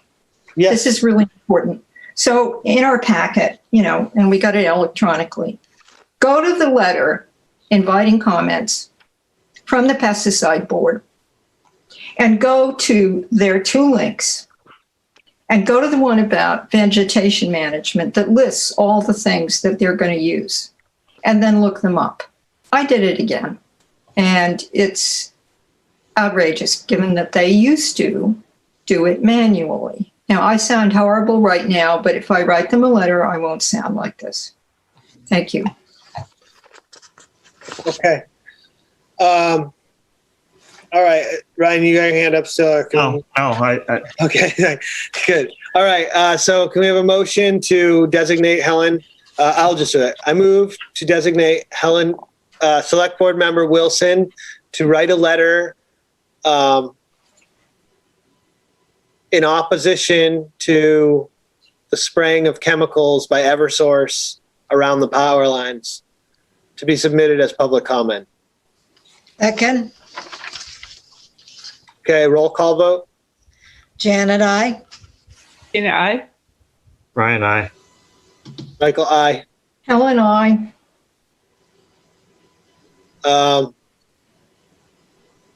Motion I'll copy you 5-0. I all, was just making sure I made that motion right. Okay, that's fine. Okay, so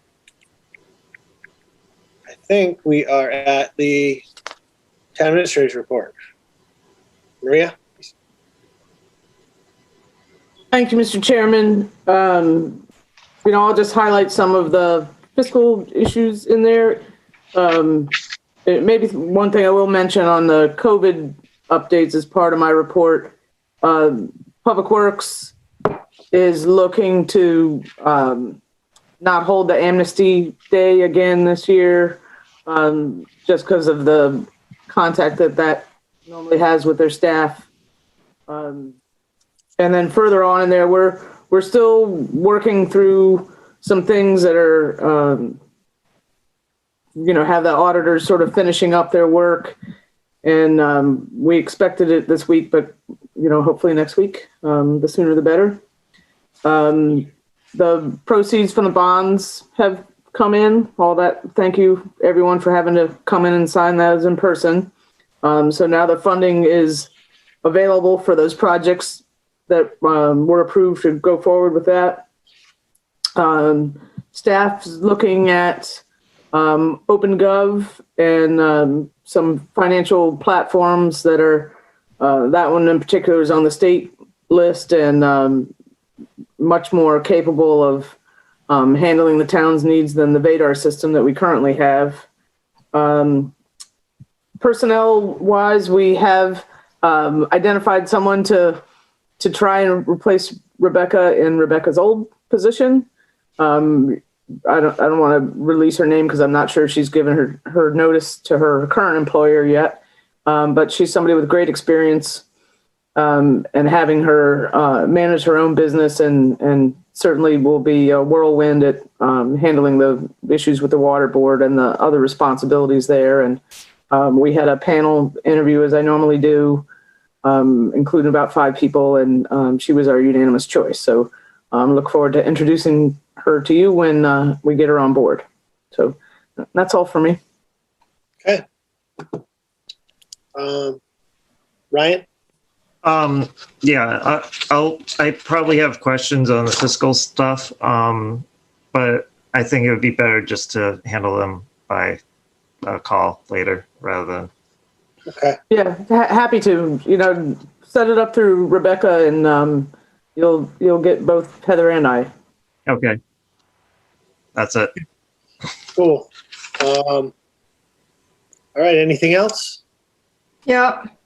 Maria, I'm very interested in the March 17th Herring River Construction Management Kickoff meeting. Now, we get pretty often questions about how that's going to be managed. And it's late now and, asking you to go into details, let's not do it now.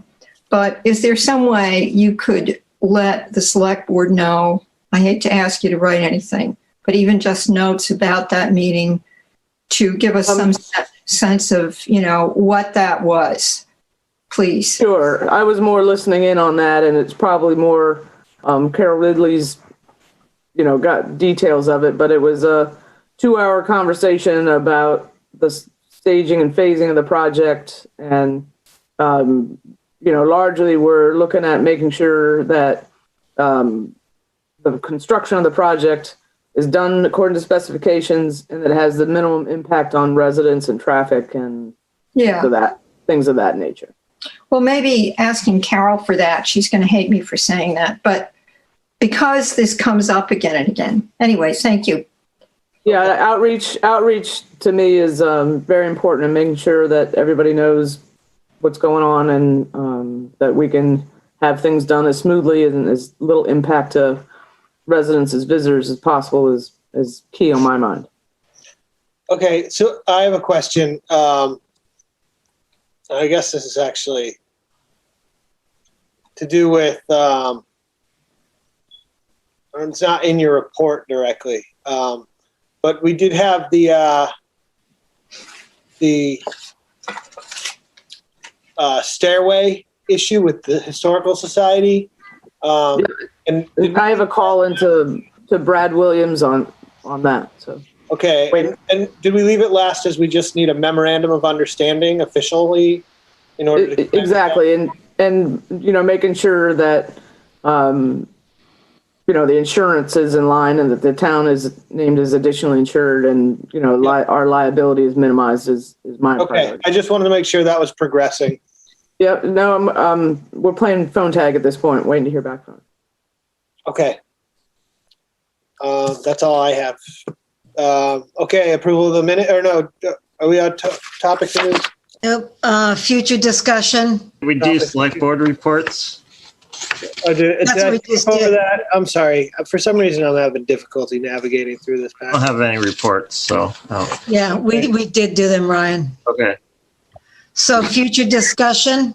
Yeah, I do have one select board report. It's actually just a public announcement, really, that I missed. But I just want to remind everyone that the vote for the Nauset School District renovation is March 31st, and that will also include the bonding of March 30th. March 30th. A week. 30th. On Tuesday. Sorry. Okay. I should probably make sure I got it right. It's getting late. Okay. That's why you have us. We help you out. Thank you, Janet. Okay, March 30th. Okay, topics for future agenda. So I think we need to either have the finance committee and housing, or a separate meeting, but we do need to follow through on this tax, rental tax. And we've brought up the transfer tax on sales of houses. And again, we need to follow through on it because time runs out and then we have to wait another year. So I'd like to have whether, if the finance committee, Mr. Turkanian, anybody else wants to join us. And that's going to be not a really long meeting, but. That'll be a work meeting, I think. Okay, well then we should get that scheduled. Yeah, so looking ahead now, I mean, we're in our last meeting in March. Yeah. We've got, our next meeting is April 6th. Is that right? Let me think. First. Or is it the 10th or 9th or 10th? 13th. The 13th. So we're not meeting again until the 13th. So maybe we should have a meeting in between there. But then the 13th of April, we have two meetings basically, the 13th and the 27th. The warrant's got to be set. Right. Because even at the 27th, we're cutting it pretty close to the 5-week deadline there. So our next meeting is going to have to be heavily focused on the warrant budgets. And then we may have to have another meeting in between that. Your meeting should be, your warrant needs to be done by May 1st. Well, what about budgets? Mm-hmm. Yeah, we got to start it all. Can we do you guys, are you guys interested in meeting? We have 2 weeks in between our next meeting. We usually either the 30th or the 6th to do budgets. We usually get a warrants and budget schedule from administration. Well, all I know right now is that we should probably either meet next Tuesday or the Tuesday after, which would double us up, so we'd have 2 meetings sequentially, but we have a 2-week break before our next meeting. So it's actually like 1, 2, 3 weeks before our next meeting. We should probably meet one of those Tuesdays. We should, yeah. To do budgets and warrant articles. Well, and someone from the finance committee or a couple people, we usually meet with them to go over things, to go over the warrant and how they feel about issues.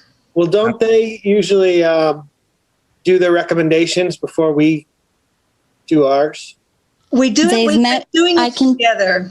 I can tell you that they've met with everyone except for the Water Enterprise Fund. So they've made recommendations. I can send them to all the board if you'd like. Other than that, you guys can meet with them whenever you feel you want to. Okay. Can we schedule a meeting to just take care of all the budgets? Of course. And that's it. I'm talking to the board. I'm referring to the board, really. Yeah. The other thing is, didn't we want to meet with the wastewater committee before the warrant closed as well? But I thought that was another work meeting that you were wanting to have. I wasn't aware that had to be before we finish the warrant. I mean, their discussion is similar to the discussion you had about dedicated funding for housing. So it could be part of the same discussion, really. Yeah. You've seen their presentation and, they have numbers in mind. Department heads on budgets. Right now, I'm concerned about getting these budgets taken care of. Yeah. And I think we need to schedule a meeting either the 30th or the 6th. Yeah. Let's do it as soon as possible in case. I had my hand up for a long Yeah, time. that's fine. Helen, go ahead. Sorry. Yeah, so I suggest that we streamline this. This is later than it's ever been going through the departments. I've gotten a lot out of the questions and answers and presentations that the departments do to the FinCom. I think we could streamline this. We're getting very late here. If we all went and looked at their recorded meetings with the different departments, they're not that many, we could deal with the departments much more quickly and much more efficiently. In other words, I found myself getting much more information from what happens at the FinCom with the departments. And we need to have a separate meeting that's just the warrant articles. And right now, I hear all these different things coming up. We do not have time to do it decently, even if we had 2 meetings a week. And I was surprised after the length to which we went discussing, the thing that Harry presented, I would have been ready to vote because I think we couldn't have discussed it more fully. Maybe there's some other information that I'm not even aware of, but we need to kind of really focus on figuring out what's going to go on the warrant at this point. We haven't gotten any draft of the warrant yet. And we need to look at that to see what we need to add. And that is something, Maria, this is not a criticism, but something that's pretty normal is, at least at this stage, we would have gotten all the stuff, draft that was going to be in it already. So we could begin to see the shape of it. And then we'd add to it at this stage. We have that. We have that. We can get that to you. We've been trying to make sure we didn't miss anything. Yeah. We'll get it to you in an email in the next couple of days. I will say that, more than likely, some of the budgets that went forward to FinCom would probably be changed at least somewhat in order to keep you from going over what your, normal increases have been to the budget. So what you might see in the town administrator's recommendation may be different than what was presented to FinCom, and Heather and I are going to fine tune that in the next couple of days and make sure that we have those discussions with department heads, and then bring all of that in mass to you. Okay. All I know is that we're coming in pretty tight here right now. And I think we need to, let's schedule a meeting and we'll figure out what goes in that meeting. I mean, what's ready to bring to the board right now? The warrant?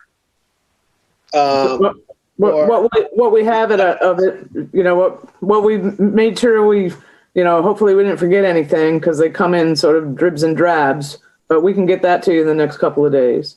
Have we heard from town council about the right to farm declaration? No. Because we made a motion to send that to town council. So I'd like to bring that to a vote to see if we can place that. I think we need to hear back from town council on that first. Okay. Helen? Yeah, I have some future concerns. This is, Janet already did my first two, so thank you, Janet, about the transfer tax and okay, we need to do that. That's for the warrant too. Let's do that at the next meeting, by God. Sure. We need to also look at pay as you throw. Yep. And that means that what we need is from whatever department, maybe the recycling committee can get themselves together to do it. That's DPW. I know it's DPW, but the recycle, anyway. DPW needs to tell us what the numbers were this year, because it would be good to know what the tonnage was, given that people started recycling. And then we need to make a decision about it because it keeps getting put off more and more. And are we saving money or not? So that's, to me, very time sensitive. Thank you. Before summer comes, right? Before there's a whole lot more garbage. Thank you. Can we back up for a second? I want to go back to Maria's comment. And Rebecca, you said that all the departments have gone through FinCom at this point? Except the water. Except the water enterprise. Yes, the only one that hasn't is the water enterprise because they needed to see the paperwork from Heather first. But everyone has gone through them except for the school. The school is hoping to go through them within their next meeting or the meeting after. They weren't ready when the FinCom was ready for them. The schools always have their budget later than the departments Yep, do.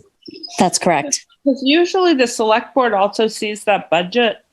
It is concerning because we have a responsibility to vote. And so the FinCom, I don't mean to interrupt you, but the FinCom moves to approve it. And then you're supposed to have a joint meeting with the FinCom to approve budgets together. And they were waiting for you to decide on what date that would work for you because they're ready for you when you are. But we weren't when were we told? When were we told that we were supposed to set a date? We've been talking about the last few, this is what we do every year, and we've mentioned it every meeting. So we got to do this. I've mentioned the last two meetings. Right, and all the school board. That passed me by. I'm sorry because it's getting quite close. So it wasn't to my awareness that the holdup was the select board setting a date. We should. No, I think they were just waiting for the school to give them their budget, and then they were going to come to you with a date that they were ready to go. So I'm hoping, from what I understand, the school just approved their budget tonight. So I think at their next meeting in April, they're going to either approve or disapprove or recommend or not recommend. And then they were going to come to you and say that all the budgets have been met and they're ready to meet with you. That's my understanding. So we'll have a joint date in April. I would think that like your second meeting in April that's scheduled, you would have a joint meeting with the FinCom, if that works for you guys. Okay, well then in that case, we're going to have this next meeting either probably on the 30th, and do the warrant stuff. and get that, Mike, get some of the warrant placed. Helen, go ahead. okay, so when we get to do it all together, I have had very good meetings in the past with the FinCom and the Select Board. The way it's been going for years now, not so much. They say almost nothing. There are, if we're lucky, there are 9 people on there, and it's +5, so it's 14 people. And basically, it's us. They can't approve the budget. They can just recommend and participate. They don't give us that much in those meetings at all. Can I make a suggestion really quickly? Just schedule it. And by the way, I'm not available on the 30th for a meeting. How about the 6th? April 6th? Better, yeah. Okay. What day is that? But wait, we don't Tuesday. usually do every single budget in one meeting. That's going to be a marathon. Yeah.